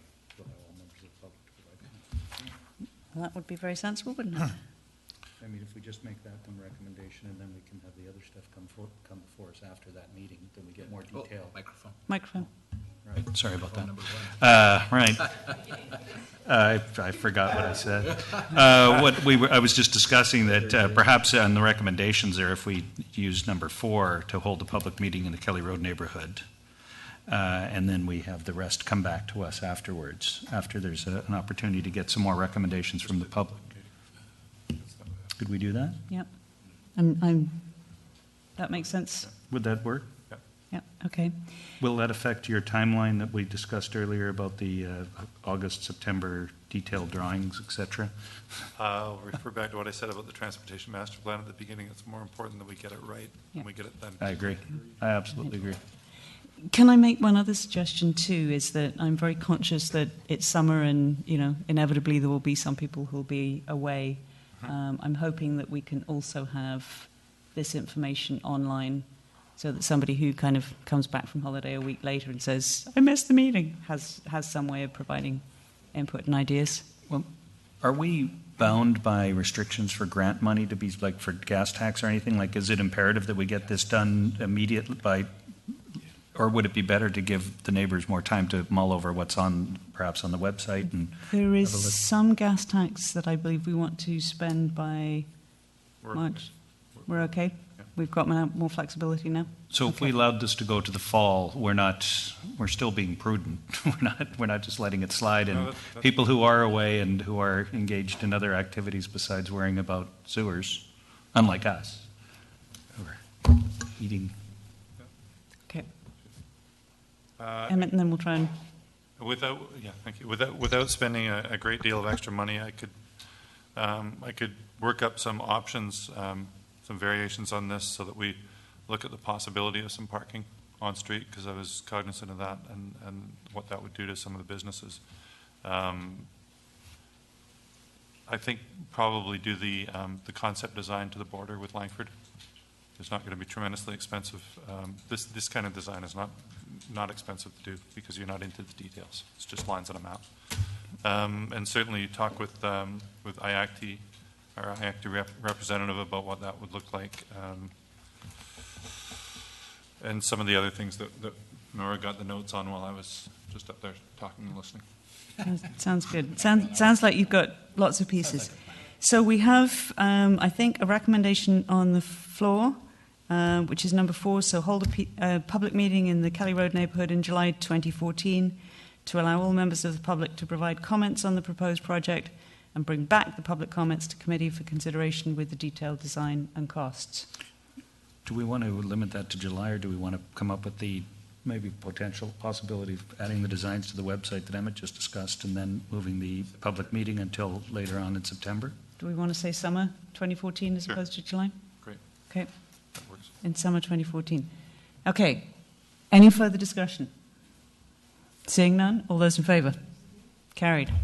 Thank you all very much. Great discussion. Okay. There's a question.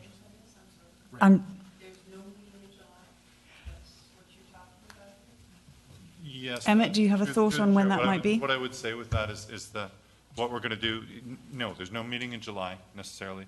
What we'll do is we'll get the information out to the entire neighborhood on the project, and actually we'll decide when the meeting's going to be. Then we'll get that information out to the neighborhood that will say when the meeting's going to be. And what we'll do also is we'll take some time to prepare some of the options from what we heard tonight, and so that we can actually have some more basis for discussion, basically at that point. Okay, thank you. Okay, committee. It is 10 to 10. I do not want to go past 10 o'clock, Gordy. So my question to staff is, are there any of the remaining items that we should deal with tonight so that they make it to council for the 14th? We also have a meeting, I believe, on the 22nd. So, for example, the capital project updates, could we defer to their corporate emission summary? Could we defer to their... Michael?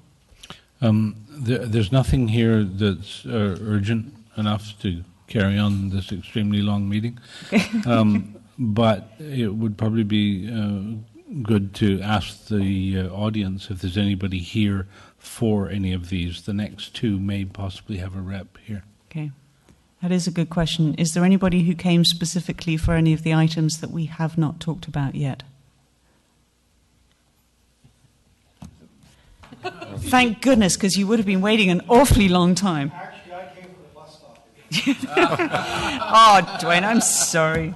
No, Do you mind just coming like back for the next one? Okay. Okay. All right. So can staff, are we okay to defer the rest of it to July 22nd? Chair, I won't be here on July 22nd, so the capital projects update I can just send out to committee and council. Sure. That would be great. Thanks, Emmett. Okay. So I need first a motion to defer the remaining items to the July 22nd meeting, which Gordy's about to make. So moved. Thank you, Councillor Logan. All those in favour? Carried. Next meeting is July 22nd, which is an unusual timing for us. We had even more items than are on here, so we booked ourselves a second meeting. We don't have an August meeting. So for those of you who had a really good time tonight and you want to come back, we'll be here. And I am looking for a motion to adjourn. Just before we do that, the next meeting, there was some discussion about there being a planning meeting on that same night. That is not happening. So we're good. We are the 22nd at 6:30, I believe. So moved. All those in favour? Oh, yeah. Thank you, folks. I decided that would work better. Yeah, and maybe it did. Yeah. So, hi. Did you want to? Hi. Daryl Roth. Hey, Emmett. Thanks. I don't think I have a card. Oh, thanks. So yeah, I should, it's always good to talk about these things. Yeah, absolutely. So I manage, my wife and I own 704 and 706, which is a duplex property. Yeah. And then there's also 708, which is again a duplex property with one house on it. And then I manage a property for my mother-in-law. 704, 706? Yeah, 706, that's a duplex, which is. And then 708. Yeah. And 708 is another duplex lot. Yeah. And then I manage a property at 702. Okay, manage. Okay. So that's kind of in the family. In the family, yeah. Yeah. I mean, it's a land assembly. Okay. Love it.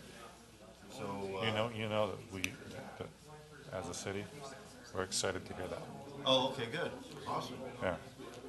So if you bring forward something, some kind of, in fact, if you want to just talk about the possibilities of doing something there, and what it might look like, we'll convene a meeting. We'll give you all the free advice we can. Tell you what hoops you need to jump through, what you would need to do to make it work.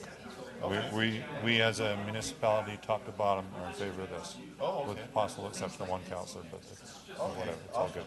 Yeah, and I've had, well, we got 702. Yeah. Thank you. I think it was 2004. Yeah. And then we had the other ones, I forget when it was, maybe 2007, 2008 was the other one. Is 702 sort of Pickford, and then you're going from Pickford farther down? There's a duplex. It's a duplex on like a single. I should just look at this, but my eyes are not that good. And there's no street addresses on it. Okay. But I mean, it's exciting because we've been waiting around. I had no idea until about last week, or 2 days ago, that you were talking about Sewage on Kelly Road. It's kind of next. It just makes sense. We're doing this project. We should put the sewer in. You know, the funny thing is that when we were looking at this, 2004, we always said, well, this has got to be like a mini golf course. Yeah. But when you talk to council, like at the time, it's like maybe Jody Swan said, okay, yeah, that makes sense. Almost everybody else was talking. Oh no, like the planners were saying, oh no, we're just gonna have a little node here at Kelly Road. It's just a node in our OCP, and we don't really know what that's going to happen. But it always makes sense, that at some point that's going to be the area that's going to densify. So I mean, it's exciting news to know that finally something is going to happen. Well, and it's exciting. And it's exciting to hear back that you're talking about assembling these properties and doing something with it. Nice. So, see, that's important information for us because that tells us that we want to go farther down.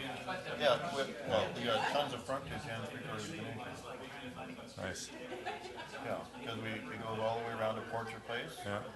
From Porcher, Kelly, and on to Pickford. Great. Excellent. Okay. Yeah. That's good to know. Okay, I'm going to get you. I'm going to get you a card for. I'll just be a second, Senator. I'm going to get Ian's card. Ian is our director of planning, and he's the guy to talk to about the idea of what you might be able to do. So I'll be right back.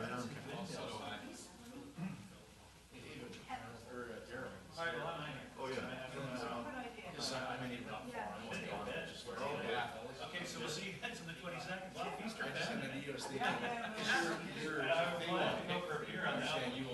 You're on.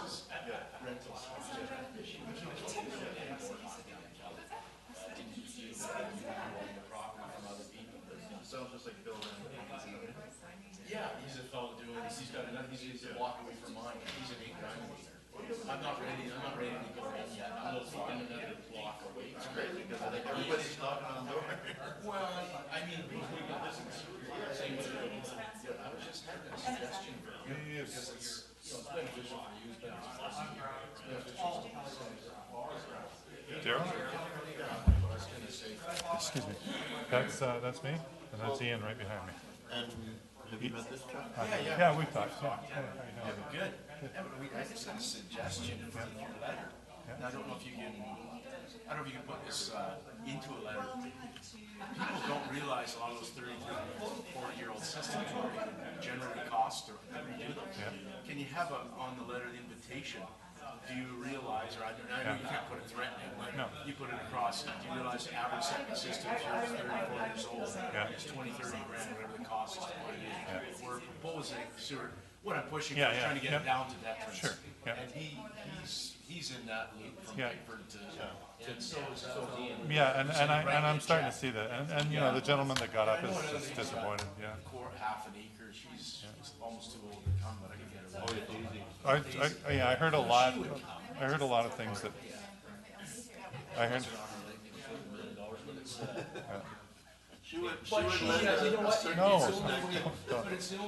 I think I'm done. Yeah, I mean, a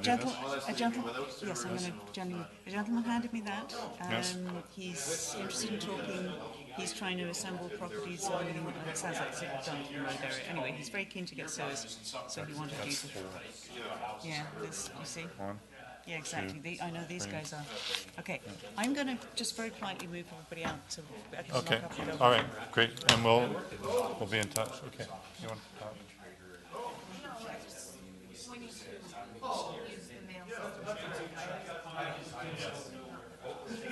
We're being escorted out.